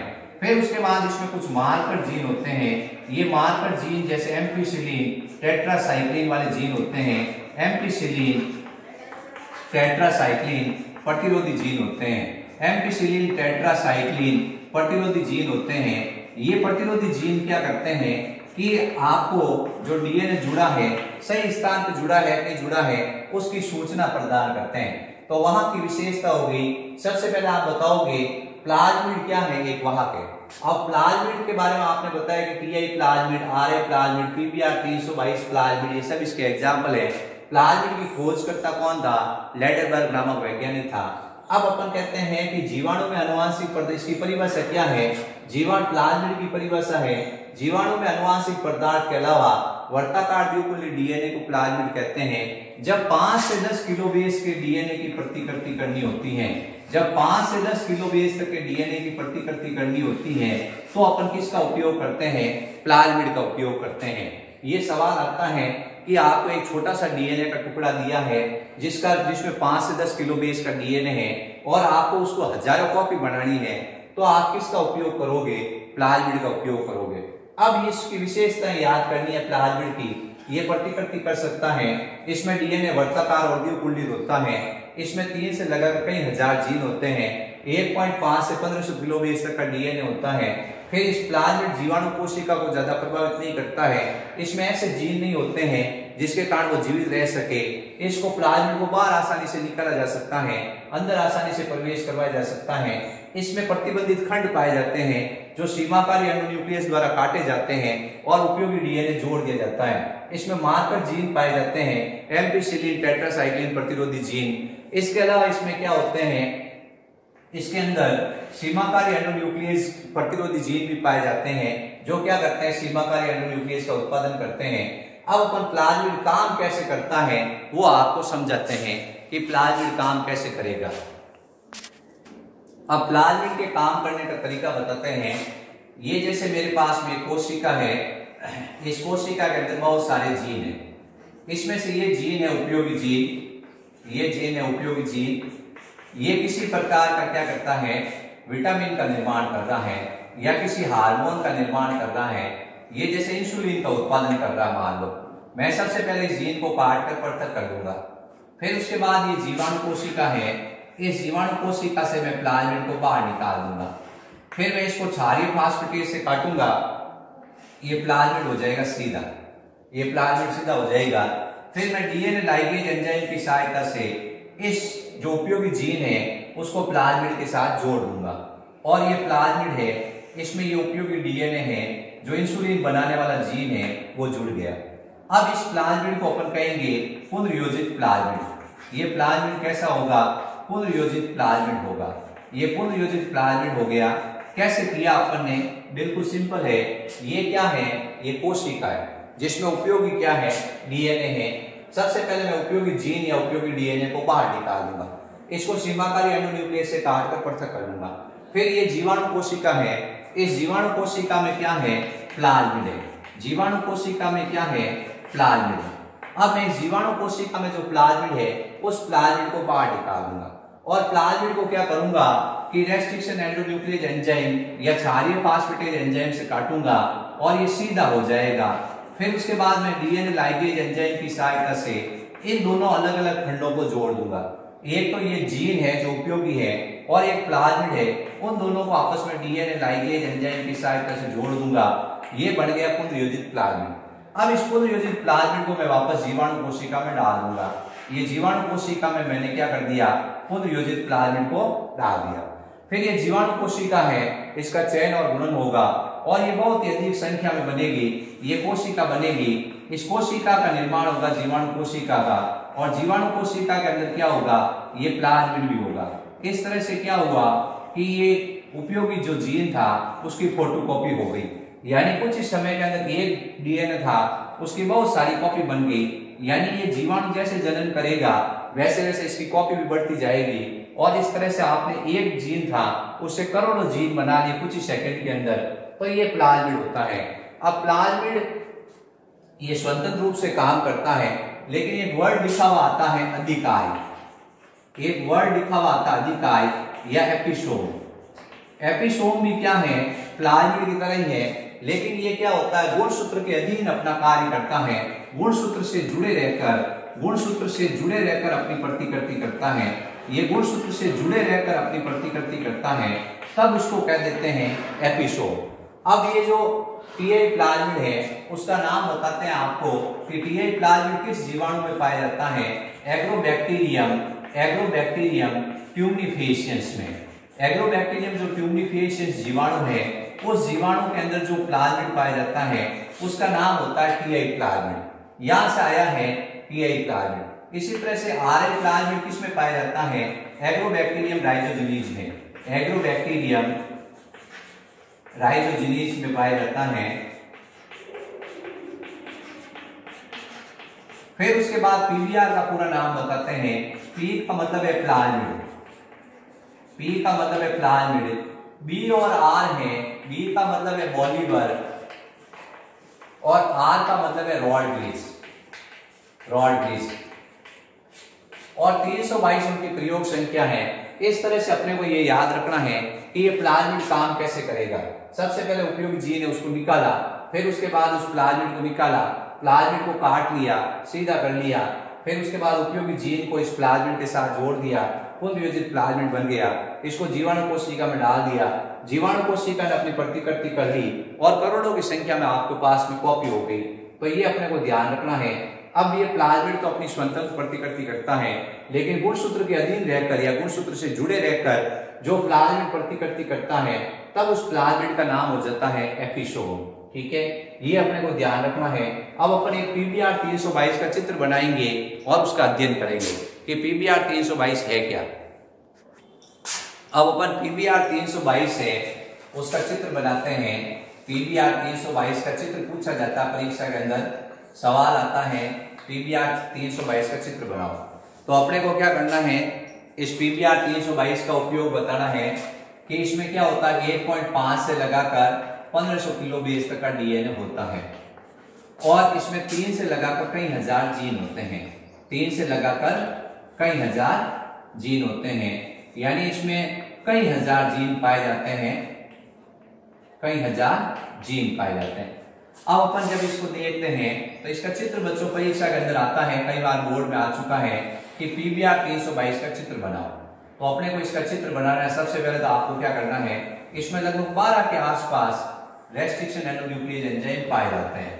ठीक है, तो अपने को क्या करना है, सबसे पहले तो बनाना है, यहां से स्टार्ट करना है।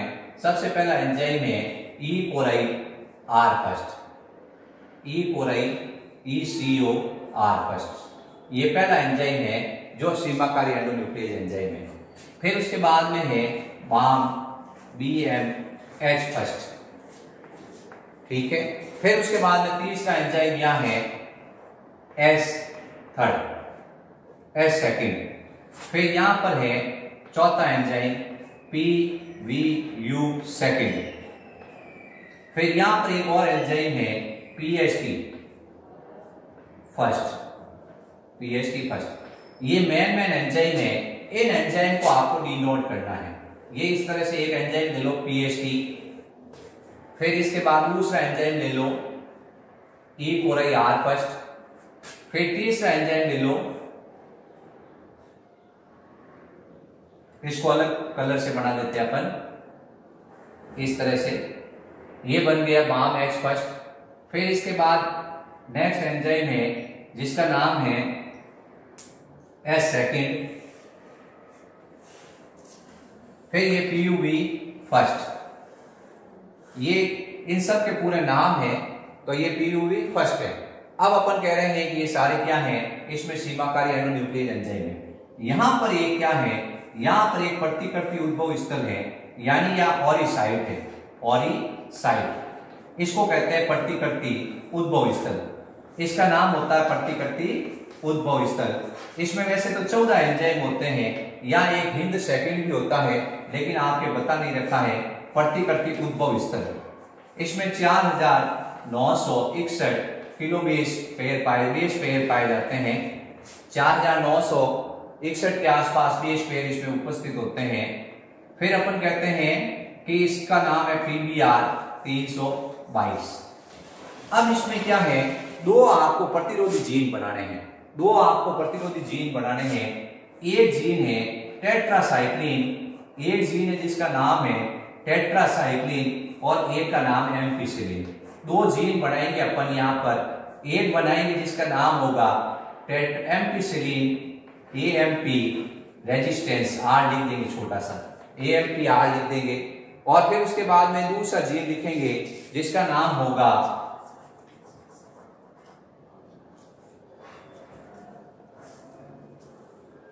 टेट्रासाइक्लिन रेजिस्टेंस जीन, तो ये PBR 322 का चित्र है। इसको आपको प्रैक्टिस करनी है और ये परीक्षा में सवाल पूछा जाता है कि PBR 322 का चित्र बनाओ। तो आपको क्या करना है, इस जीन्स को और इस एंजाइम को इस तरह से डिनोट करते हुए चित्र बनाना है। यहाँ पे रेस्ट्रिक्शन साइट भी है, तो ये अपने को ध्यान रखना है। तो इस तरह से आपको क्या करना है, PBR 322 का चित्र बनाना है। इस PBR 322 में एक तो ampicillin resistance gene, tetracycline resistance gene, दो तो जीन हो गए। यहाँ ई पोराई first, Hind second, BAM H first, S second, PUB second और ये PHT फर्स्ट है। ये सारे क्या है, रेस्ट्रिक्शन एंडोन्यूक्लियस एंजाइम है, उनको डिनोट करना है। और यहाँ पर एक और साइट बनानी है जहां पे आप उपयोगी DNA है उसको जोड़ोगे। तो यहाँ से प्रतिकृति उद्भव स्थल है, यहाँ से इस प्लाज्मिड की प्रतिकृति होगी। तो ये PBR 322 का चित्र है, आपको याद करना है बच्चों, ठीक है। तो आप इस वीडियो को देखें, लाइक करें और सब्सक्राइब करें और शेयर करें और कमेंट बॉक्स में कमेंट डालें आपको कैसा लगा वीडियो।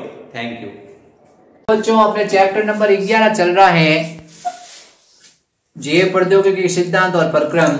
उसमें अपन आज एक नया टॉपिक लेकर आए जिसका नाम है क्लोनिंग सहवाग यानी क्लोनिंग वेक्टर। ये बहुत अच्छा टॉपिक है और समझने लायक टॉपिक है, ठीक है। थोड़ा इंटरेस्टिंग है और थोड़ा भारी भी है।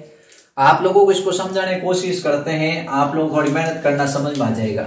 सबसे पहले तो वेक्टर कौन कौन से होते हैं, यानी आपसे सवाल, ऑब्जेक्टिव सवाल पूछा जाता है क्लोनिंग सहवाग के उदाहरण बताओ कि क्लोनिंग सहवाग के उदाहरण क्या है। तो सबसे पहला उदाहरण होता है प्लाज्मिड। सबसे पहला उदाहरण है प्लाज्मिड। ये प्लाज्मिड होता है, ये क्लोनिंग सहवाग का कार्य करता है। फिर उसके बाद दूसरा उदाहरण है जीवाणुभोजी। जीवाणुभोजी, ये जीवाणुभोजी भी क्लोनिंग सहवाग का कार्य करते हैं, ठीक है। ये समझ गए। तो जीवाणुभोजी है, इसके अलावा प्लाज्मिड है, ये क्या है, ये क्लोनिंग वेक्टर है। अब आपके एग्जाम्पल और नहीं दे रखे हैं, कॉस्मिड है, ये फॉस्मिड है, ये भी क्या करते हैं, क्लोनिंग वेक्टर का काम करते हैं। ठीक है, तो अपने को ये इतना ध्यान रखना है कि प्लाज्मिड और जीवाणु भोजी दो एग्जाम्पल याद रखने। परीक्षा में सवाल आता है कि क्लोनिंग सहवाग क्या है, तो इसके उदाहरण बताओ। उदाहरण बच्चों को बताना है प्लाज्मिड और जीवाणु भोजी। अब अपन थोड़ा प्लाज्मिड की चर्चा कर लेते हैं। प्लाज्मिड क्या है, ये जीवाणु है, इसमें ये अनुवांशिक पदार्थ है। मान लो ये जीवाणु में ये अनुवांशिक पदार्थ है, जीवाणु में ये अनुवांशिक पदार्थ है। इस अनुवांशिक पदार्थ के अलावा, इस अनुवांशिक पदार्थ के अलावा जीवाणु में क्या होता है, वर्ताकार द्विकुंडली डीएनए है। जीवाणु में अनुवांशिक पदार्थ के अलावा, जीवाणु में अनुवांशिक पदार्थ के अलावा वर्ताकार द्विकुंडलित डीएनए होता है। वर्ताकार द्विकुंडलित डीएनए होता है, उसको कहते हैं प्लाज्मिड। ठीक है, तो प्लाज्मिड क्या है, आप बताओ। वे जीवाणु है, उस जीवाणु के अंदर अनुवांशिक पदार्थ के अलावा वर्ताकार द्विकुंडलित डीएनए होता है, इसको अपन कहते हैं प्लाज्मिड। प्लाज्मिड की खोज एक वैज्ञानिक ने की थी, लैडरबर्ग नामक वैज्ञानिक ने। इसकी विशेषता है कि ये जीवाणु कोशिका में पाया जाता है। किसमें पाया जाता है, जीवाणु कोशिका में पाया जाता है। इसमें विशेषता ये कि अपनी स्वतंत्र प्रतिकृति कर सकता है, यानी ये क्या कर सकता है, इसके अंदर अपनी स्वतंत्र प्रतिकृति कर सकता है। ठीक है, परपोषी कोशिका में ये अपनी स्वतंत्र प्रतिकृति कर सकता है। इसके अंदर क्या होता है, कुछ वर्ण योग्य चिन्ह भी होते हैं। इसमें कुछ वर्ण योग्य चिन्ह भी होते हैं, जिसकी सहायता से इसकी पहचान हो जाती है कि रूपांतरित हुआ है या नहीं हुआ है। ठीक है, वर्ण योग्य चिन्ह का नाम होता है प्रतिजैविक प्रतिरोधक जीन। इसमें कुछ प्रतिजैविक प्रतिरोधी जीन होते हैं जो वर्ण योग्य चिन्ह का काम करते हैं। इससे पता चल जाता है कि इसमें आपने डीएनए जोड़ा है, वो सही स्थान पे जुड़ा है या नहीं जुड़ा है। ठीक है, इसके अलावा क्या होता है, इसके अलावा इसमें प्रतिकृति उद्भव स्थल होता है। प्रतिकृति उद्भव स्थल क्या है, ऐसा स्थान होता है जहां पर डीएनए जोड़ने पर डीएनए की प्रतिकृति प्रारंभ हो सकती है। ऐसे स्थान इसमें होते हैं। जब हमको 10 से 15 किलो बेस तक के डीएनए की प्रतिकृति करनी होती है, ये सवाल आता है परीक्षा के अंदर कि किसी भी 10 से 15 किलो बेस तक के डीएनए की प्रतिकृति करनी होती है, तो हम किसका उपयोग करते हैं, प्लाज्मिड का। लेकिन जब हमको 24 किलो बेस तक के डीएनए की प्रतिकृति करनी होती है, तो हम किसका उपयोग करते हैं, जीवाणु भोजी का। ठीक है, ये आपको थोड़ा ध्यान रखना है। जीवाणु भोजी एक्चुअल में क्या है, विषाणु है। क्या है, विषाणु है। तो पूछा जाता है कि जीवाणु भोजी का उपयोग कब किया जाता है, जब 24 किलो बेस तक के डीएनए की प्रतिकृति करनी होती है। और जीवाणु प्लाज्मिड का कब उपयोग किया जाता है, 10 से 15 किलो बेस तक के डीएनए की प्रतिकृति करने के लिए। अब प्लाज्मिड की परिभाषा आपको याद होनी चाहिए। जीवाणु में अनुवांशिक पदार्थ के अलावा, जीवाणु में अनुवांशिक पदार्थ के अलावा वर्ताकार द्विकुंडलित डीएनए होता है, उसे कहते हैं प्लाज्मिड। इसमें कुछ वर्ण योग्य चिन्ह होते हैं, जिनकी सहायता से अपन क्या कर सकते हैं, पहचान कर सकते हैं कि वो रूपांतरित हुआ है या नहीं हुआ है। इसमें प्रतिकृति उद्भव स्थल होते हैं, जहां पे उपयुक्त डीएनए जुड़ता है और उसकी प्रतिकृति प्रारंभ होती है। ठीक है, पॉलीसाइट कहते हैं। अब अपन बताते हैं कि ये प्लाज्मिड है। इस प्लाज्मिड का एक एग्जाम्पल बताते हैं, PBr 322। परीक्षा में सवाल आ चुका है, PBr 322 का पूरा नाम लिखो और इसका चित्र बनाओ। PBr 322 का पूरा नाम लिखो और इसका चित्र बनाओ। ठीक है, तो P का मतलब है प्लाज्मिड। P का मतलब क्या होता है, प्लाज्मिड होता है। और B और R दो वैज्ञानिक थे। एक वैज्ञानिक का नाम है बॉलीवर और दूसरे वैज्ञानिक का नाम है रॉडग्रिज। ठीक है, तो PBr 322 में P का मतलब है प्लाज्मिड। B और R दो वैज्ञानिक थे, बॉलीवर और रॉडग्रिज, जिन्होंने इसकी खोज की थी। और 322 उनकी प्रयोग संख्या है। ठीक है, इसमें क्या होते हैं, इसमें कई हजार जीन होते हैं। इसमें 3 से लगाकर कई हजार जीन होते हैं। इसमें 3 से लगाकर कई हजार जीन होते हैं। ठीक है, जब हमको 10 से 15 किलो बेस तक के डीएनए की प्रतिकृति करनी होती है, तब हम PBr 322 का उपयोग करते हैं। अब सवाल आता है, PBr 322 का चित्र बनाओ। किसका, PBr 322 का चित्र बनाओ। एक परीक्षा में सवाल आता है, PBr 322 का चित्र बनाओ। आपको ये चित्र की प्रैक्टिस करनी है। आपको बताना है पीबीआर 322 क्या है। एक्चुअल में एक प्लाज्मिड है, एक क्या है, प्लाज्मिड है। इस प्लाज्मिड के अंदर क्या होता है, आप डायग्राम बनाओगे तो इस तरह से आपको क्या करना है, गोल चक्र बनाना है। क्या बनाना है, गोल चक्र बनाना है, ठीक है। फिर उसके बाद इसमें क्या है, यहां पे एक आपको बनाना है प्रतिकृति उद्भव स्थल। यहां पर एक प्रतिकृति उद्भव स्थल है, उसका निर्माण करना है कि प्रतिकृति उद्भव स्थल है उसका निर्माण हो जाएगा। और यहां पर अपन कहते हैं प्रतिकृति प्रोटीन बनाएंगे, रोप। यहां पे प्रतिकृति प्रोटीन, यानी यहाँ रिप्लिकेशन ऑफ प्रोटीन बनेगा, यहाँ रिप्लिकेशन ऑफ ओरिजिन बनेगा, ठीक है। तो यहाँ पे रिप्लिकेशन ऑफ ओरिजिन और यहाँ पे रिप्लिकेशन ऑफ प्रोटीन। फिर यहाँ अंदर की तरफ दो जीन बनेंगे जो प्रतिरोधी होंगे, एम्पिसिलिन रेजिस्टेंस जीन और टेट्रासाइक्लिन रेजिस्टेंस जीन, ठीक है। एम्पिसिलिन प्रतिरोधी जीन और टेट्रासाइक्लिन प्रतिरोधी जीन, ठीक है। इसमें दो जीन होते हैं प्रतिरोधी, एम्पिसिलिन रेजिस्टेंस और टेट्रासाइक्लिन रेजिस्टेंस, ठीक है। फिर उसके बाद इसमें क्या होता है, इसका नाम है पीबीआर 322। इसका नाम क्या है, पीबीआर 322, ये इसका पूरा नाम लिख देंगे। 4361 के आसपास इसमें क्या होते हैं, इसमें नाइट्रोजन क्षारक होते हैं, उसकी संख्या याद रखने की जरूरत नहीं है। अब इसमें लगभग क्या है, 12-13 प्रतिजैविक प्रतिरोधी जीन होते हैं। 12-13 इसमें क्या होते हैं, प्रतिजैविक प्रतिरोधी जीन होते हैं। ये आपको लिख लिख कर याद करने हैं। इसमें 12-13 क्या होते हैं, प्रतिजैविक प्रतिरोधी जीन होते हैं। ये आप लिख लिख कर याद करोगे। जैसे मैं एक एग्जाम्पल बता दूं, या मान लो लिखा हुआ है हिंद थर्ड, ठीक है, और यहां जैसे लिखा हुआ है ECOR फर्स्ट, ठीक है। तो ये आपको ऐसे लिख लिख कर क्या करने हैं, याद करने हैं इसके अंदर। तो इसमें प्रतिजैविक प्रतिरोधक जीन होते हैं। ये सवाल परीक्षा के अंदर आने लायक है कि पीबीआर 322 का चित्र बनाओ। ये सवाल आपको याद कर लिया आपने अगर बुक से देख के, तो आपके समझ लो 2 में से 2 नंबर आ सकते हैं। अब कौन कौन बच्चे हैं वो कमेंट बॉक्स में लिखना और मुझे भेजना कि सर हमने ये चित्र बिना देखा देख बनाया है, इतना सा काम मैं आपको दे रहा हूं, ठीक है। ये आपको काम करना है। अब इसमें क्या होते हैं, सबसे पहले अपन इसमें ओरिसाइट पूछी जाती है। ओरिसाइट क्या होती है, ठीक है। प्रतिकृति उद्भव स्थल क्या होता है वो आपको समझाते हैं।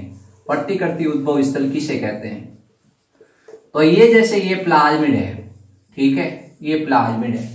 इस प्लाज्मिड का वह स्थान, इस प्लाज्मिड का वह स्थान जहां से प्रतिकृतिकरण प्रारंभ होगा, यानी जहां से प्रतिकृतिकरण प्रारंभ होता है उसको अपन क्या कहते हैं, ओरिसाइट के नाम से जानते हैं। कोई भी डीएनए है, जिस डीएनए का अपन को प्रतिकृति करनी होती है, जिस डीएनए की प्रतिकृति करनी होती है, उसका समावेश कहाँ किया जाता है, जहां से प्रतिकृतिकरण प्रारंभ होता है वहां किया जाता है। तो पूछा जाता है कि ओरिसाइट क्या है, यानी प्रतिकृति उद्भव स्थल किसे कहते हैं, जहां से डीएनए का प्रतिकृतिकरण प्रारंभ होता है उसको कहते हैं प्रतिकृति उद्भव स्थल। अब दूसरा सवाल है इसके अंदर कि वर्ण योग्य चिन्हक, वर्ण योग्य चिन्हक, यानी आपसे पूछा जाएगा कि ऐसे कौन से चिन्हक है जो वर्ण योग्य है, यानी जिससे सिलेक्शन हो सकता है। तो अपन कहते हैं वर्ण योग्य चिन्हक के नाम है प्रतिजैविक प्रतिरोधी जीन। जो प्रतिजैविक प्रतिरोधी जीन होते हैं उनको कहा जाता है वर्ण योग्य चिन्हक। प्रतिजैविक प्रतिरोधी जीन होते हैं उनको कहा जाता है वर्ण योग्य चिन्हक, यानी जिनकी सहायता से पहचान हो सकती है कि रूपांतरण हुआ है या नहीं हुआ है, रूपांतरण हुआ है या नहीं हुआ है। एक ये आपने देखा ये प्लाज्मिड है, इसके अंदर ये प्लाज्मिड है और इस जीवाणु के अंदर भी प्लाज्मिड है। अब आपको दोनों प्लाज्मिड समान दिख रहे हैं, लेकिन कौन सा रूपांतरण जन है और कौन सा नहीं है उसकी पहचान करने के लिए आप क्या करते हो, वर्ण योग्य चिन्ह का उपयोग करते हो। तो वर्ण योग्य चिन्ह का काम करते हैं प्रतिजैविक प्रतिरोधी जीन। कैसे, अब मैं समझाता हूं आपको कि जैसे एम्पिसिलिन जीन है और टेट्रासाइक्लिन जीन है, दो जीन है एम्पिसिलिन और टेट्रासाइक्लिन। इस जीवाणु को आपने एम्पिसिलिन माध्यम में रखा, जीवाणु को कोई इफेक्ट नहीं होगा। आपने इसको एंटीबायोटिक पेनिसिलिन एम्पिसिलिन में रखा, कोई इफेक्ट नहीं। टेट्रासाइक्लिन में रखा, कोई इफेक्ट नहीं। इसका मतलब दोनों जीन क्या कर रहे हैं, काम कर रहे हैं। ठीक है, इसको आपने एम्पिसिलिन में रखा, ये मर गया, क्या हो गया, इसका मतलब ये एम्पिसिलिन वाला जीन है, काम नहीं कर रहा है। टेट्रासाइक्लिन माध्यम में रखा, कोई फर्क नहीं पड़ा, आराम से सरवाइव कर रहा है। क्या कर रहा है, यानी इसके अंदर जीन होता है प्रतिजैविक प्रतिरोधी जीन, जो उसको सुरक्षा दे। मैं क्या हूं, मैं हूं वाटर प्रूफ। क्या हूं, मुझे पानी में डालोगे मेरा कुछ होगा, नहीं होगा। वैसे इसमें दो जीन होते हैं, एक जीन होता है टेट्रासाइक्लिन वाला और एक जीन होता है एम्पिसिलिन वाला। दो जीन होते हैं, टेट्रासाइक्लिन एम्पिसिलिन। अब अपन ने इसको टेट्रासाइक्लिन में रखा, एम्पिसिलिन में रखा, यानी एम्पिसिलिन और टेट्रासाइक्लिन दोनों प्रतिजैविक माध्यम में रखा। इसमें ये प्रतिजैविक प्रतिरोधी जीन है, प्रतिजैविक प्रतिरोधी जीन है। ये जीन इसको क्या देते हैं, सुरक्षा। आपने कहा ले एम्पिसिलिन खा मर जा, टेट्रासाइक्लिन खा मर जा, लेकिन ये मरा ही नहीं, क्योंकि इसके पास प्रतिजैविक प्रतिरोधी जीन है। अब ये बेचारा ये दूसरा है, इसको एम्पिसिलिन में रखा, मर गया। इसका मतलब ये प्रतिजैविक प्रतिरोधी जीन कार्य नहीं कर रहा है। क्यों नहीं करता है, अगर ये जो आपके पास डीएनए है, अगर आप सही जगह पे ये जुड़ेगा, यदि ये सही जगह पे जुड़ेगा तो ये जीन अपने आप को प्रकट नहीं करेगा, यानी इसमें रूपांतरण हो चुका है। डीएनए जो बाह्य डीएनए होता है, जिसकी आपको प्रतिकृति करनी है, अगर उसका निवेश हो चुका है, तब ये जीन अपने आप को व्यक्त नहीं करेगा, तब ये जीन अपने आप को व्यक्त नहीं करेगा। तो आपने जैसे ये जीन डाला जिसकी आपको प्रतिकृति करनी है, अगर वो सही जगह पे जुड़ा, तब ये अपने आप को व्यक्त नहीं करेगा और इस कारण ये मर गया। तो अपन इसको कहते हैं वर्ण योग्य चिन्हक, पहचान योग्य चिन्ह। अब मैं आपको समझाता हूं सही ढंग से, मुझे लग रहा है समझ में नहीं आया। ये मेरे पास में डीएनए है, ठीक है, इसकी मुझे 10 कॉपी चाहिए, 10 कॉपी करनी मुझे इसकी। मैं जीवाणु के पास गया और जीवाणु के पास था प्लाज्मिड।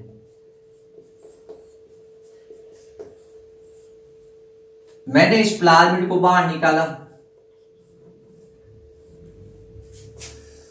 इस प्लाज्मिड को मैंने बाहर निकाला और सीमाकारी एंडोन्यूक्लियस से काट कर इसको सीधा कर लिया।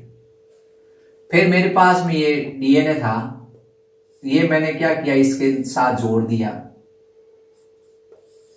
ये हो गया पुनर्योजित प्लाज्मिड। क्या हो गया, पुनर्योजित प्लाज्मिड, पुनर्योजित प्लाज्मिड।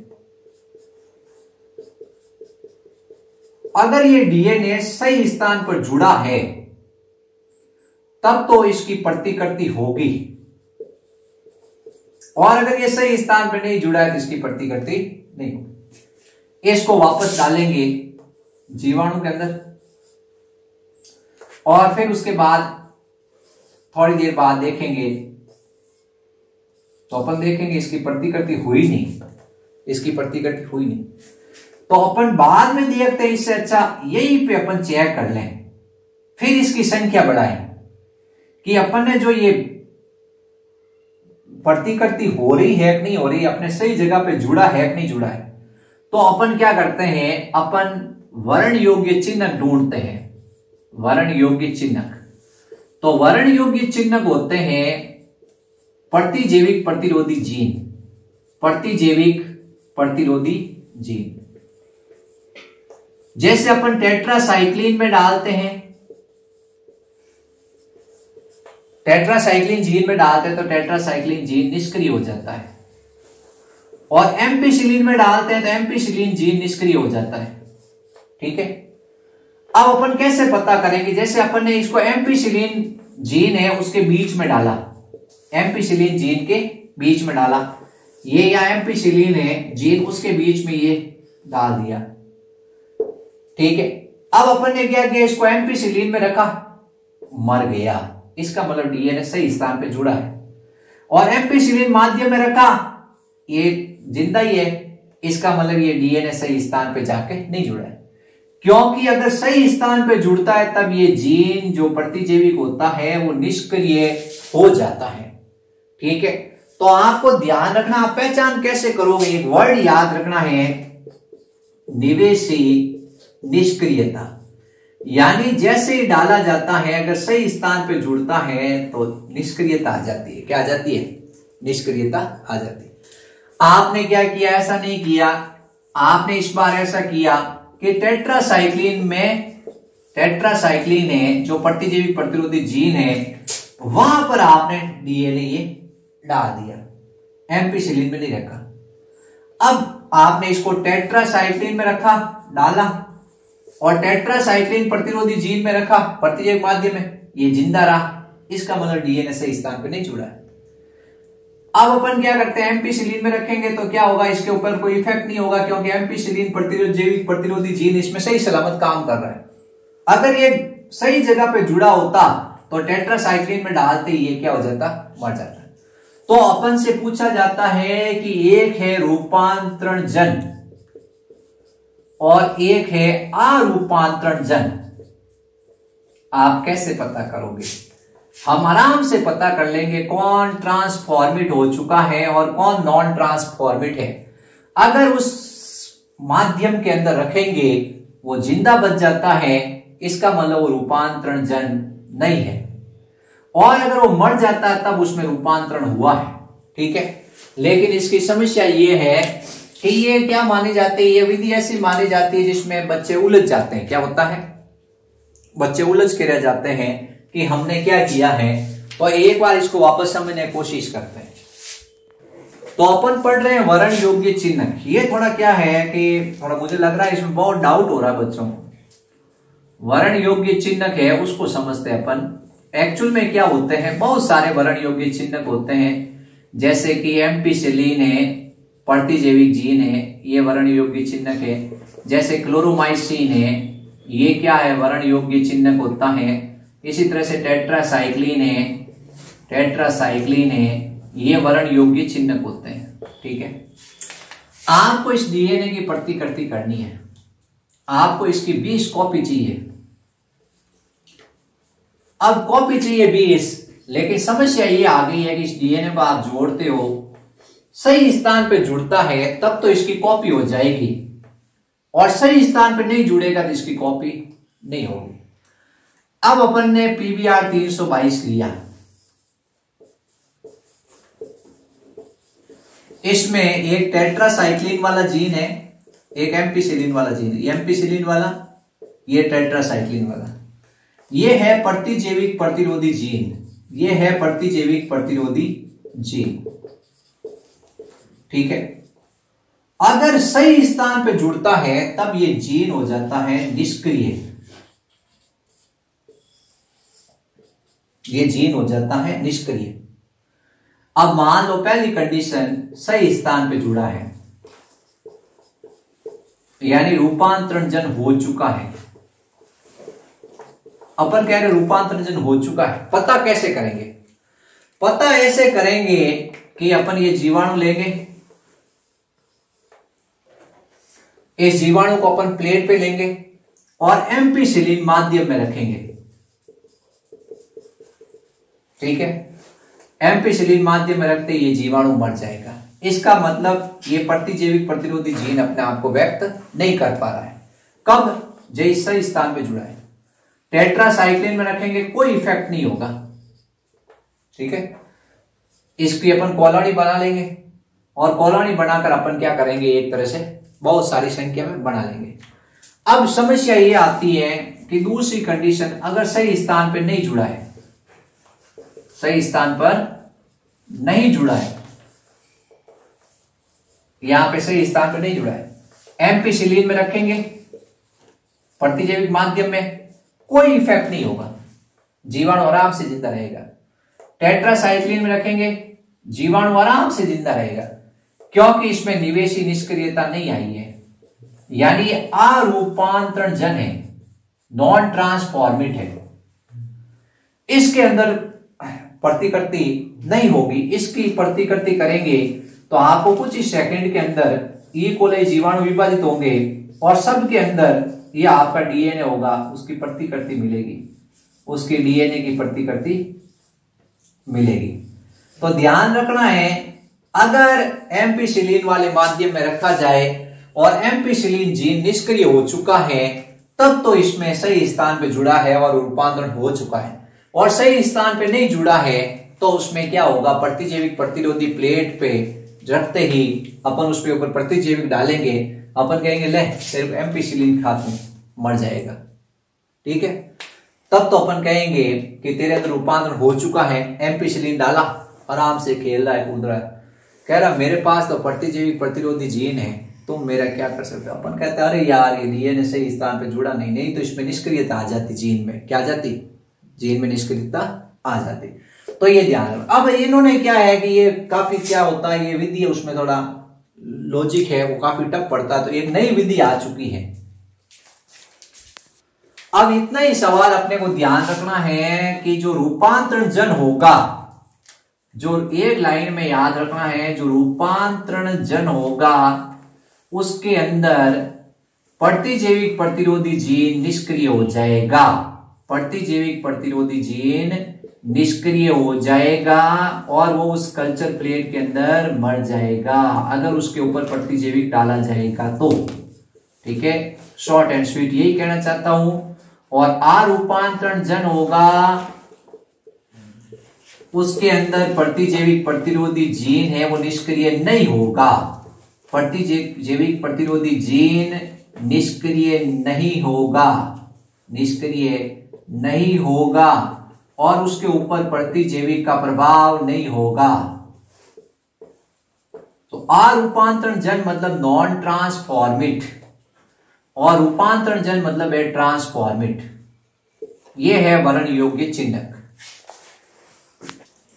अब आजकल एक नया तरीका आ चुका है जिसका नाम होता है अभिरंजन। क्या आ चुका है, एक नई टेक्निक आ चुकी है अभिरंजन, यानी कि अभिरंजन करके अपन को पता करना है स्टेन करके। अब अपन जानते हैं ये जीवाणु होता है वो एक एंजाइम उत्पन्न करता है बीटा ग्लैक्टोसाइडेज, जीवाणु द्वारा एक एंजाइम उत्पन्न किया जाता है बीटा ग्लैक्टोसाइडेज, ठीक है। ये क्या करता है, ये वर्णक के साथ क्रिया करता है, कोई भी आपने जो अभिरंजक डाला है उसके साथ क्रिया करता है और नीले रंग की कॉलोनी बनाता है, नीले रंग की क्या बनाता है, कॉलोनी, ठीक है। आपको बताना है, आपने एक बैक्टीरिया लिया, उस बैक्टीरिया के अंदर एक एंजाइम बनता बीटा ग्लैक्टोसाइडेज, ये वर्णक के साथ क्रिया करता, आपने जो स्टेन डाला उसके साथ क्रिया करता है और क्या करता है, नीले रंग की कॉलोनी बनाता है। अब इसमें एक परिभाषा भी याद रखनी है, निवेशी निष्क्रियता, ये परिभाषा पूछी जाती है और ये क्रिया पूछी जाती है। अपन क्या करेंगे, एक कल्चर प्लेट लेंगे, एक अपन क्या करेंगे, कल्चर प्लेट लेंगे, ठीक है। अब इसमें बहुत सारे जीवाणु हैं, इस कल्चर प्लेट में बहुत सारे ये जीवाणु हैं, कौन सा रूपांतरण है और कौन सा रूपांतरित नहीं है पता चल जाएगा, कौन सा रूपांतरित है और कौन सा रूपांतरित नहीं है। अब अपने को क्या करना है, ये जो कॉलोनी है इस कॉलोनी के ऊपर आपको क्या करने हैं, ये वर्णक डाल देना है, क्या डाल देना है, वर्णक डाल देना है। अगर रूपांतरण होगा, अगर रूपांतरण होगा, जो आपने डीएनए डाला है वो सही स्थान पे जुड़ा है, डीएनए डाला है वो सही स्थान पर जुड़ा है, तो बीटा ग्लैक्टोसाइडेज एंजाइम नहीं बनेगा और कॉलोनी रंगहीन होगी।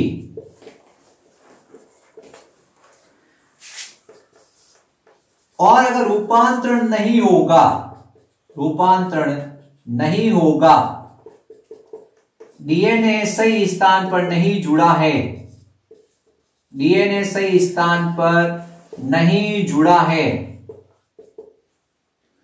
तो बीटा ग्लैक्टोसाइडेज एंजाइम बनेगा, बीटा ग्लैक्टोसाइडेज एंजाइम बनेगा, एंजाइम का निर्माण होगा और वो वर्णक है उसको नीले रंग में बदल देगा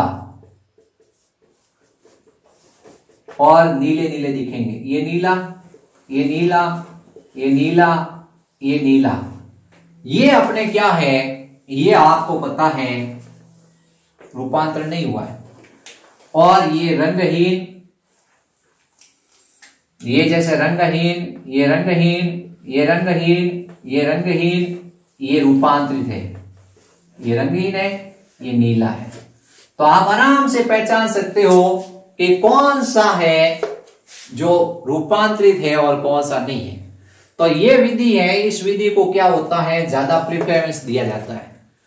साइंटिस्ट क्या करते हैं, साइंटिस्ट को पता है अगर जीन सही स्थान पे जुड़ा है तब बीटा ग्लैक्टोसाइडेज एंजाइम जीवाणु नहीं बनाएगा, और बीटा ग्लैक्टोसाइडेज नहीं बनाएगा तो अपन जो वर्णक डालेंगे, जो रंग डालेंगे, वो रंग होगा वो परिवर्तित नहीं होगा।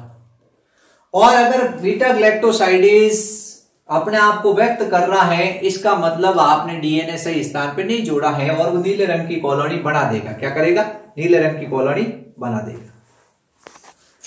इसका मतलब जीवाणु अगर बीटा ग्लैक्टोसाइडेज बना रहा है, हेलो, तो इस तरह से अपने को एक ही चीज याद रखनी बच्चों कि अगर बीटा ग्लैक्टोसाइडेज बनेगा तब तो वो क्या है, रूपांतरण जन नहीं है, और बीटा ग्लैक्टोसाइडेज नहीं बनेगा तब वो रूपांतरित जन है।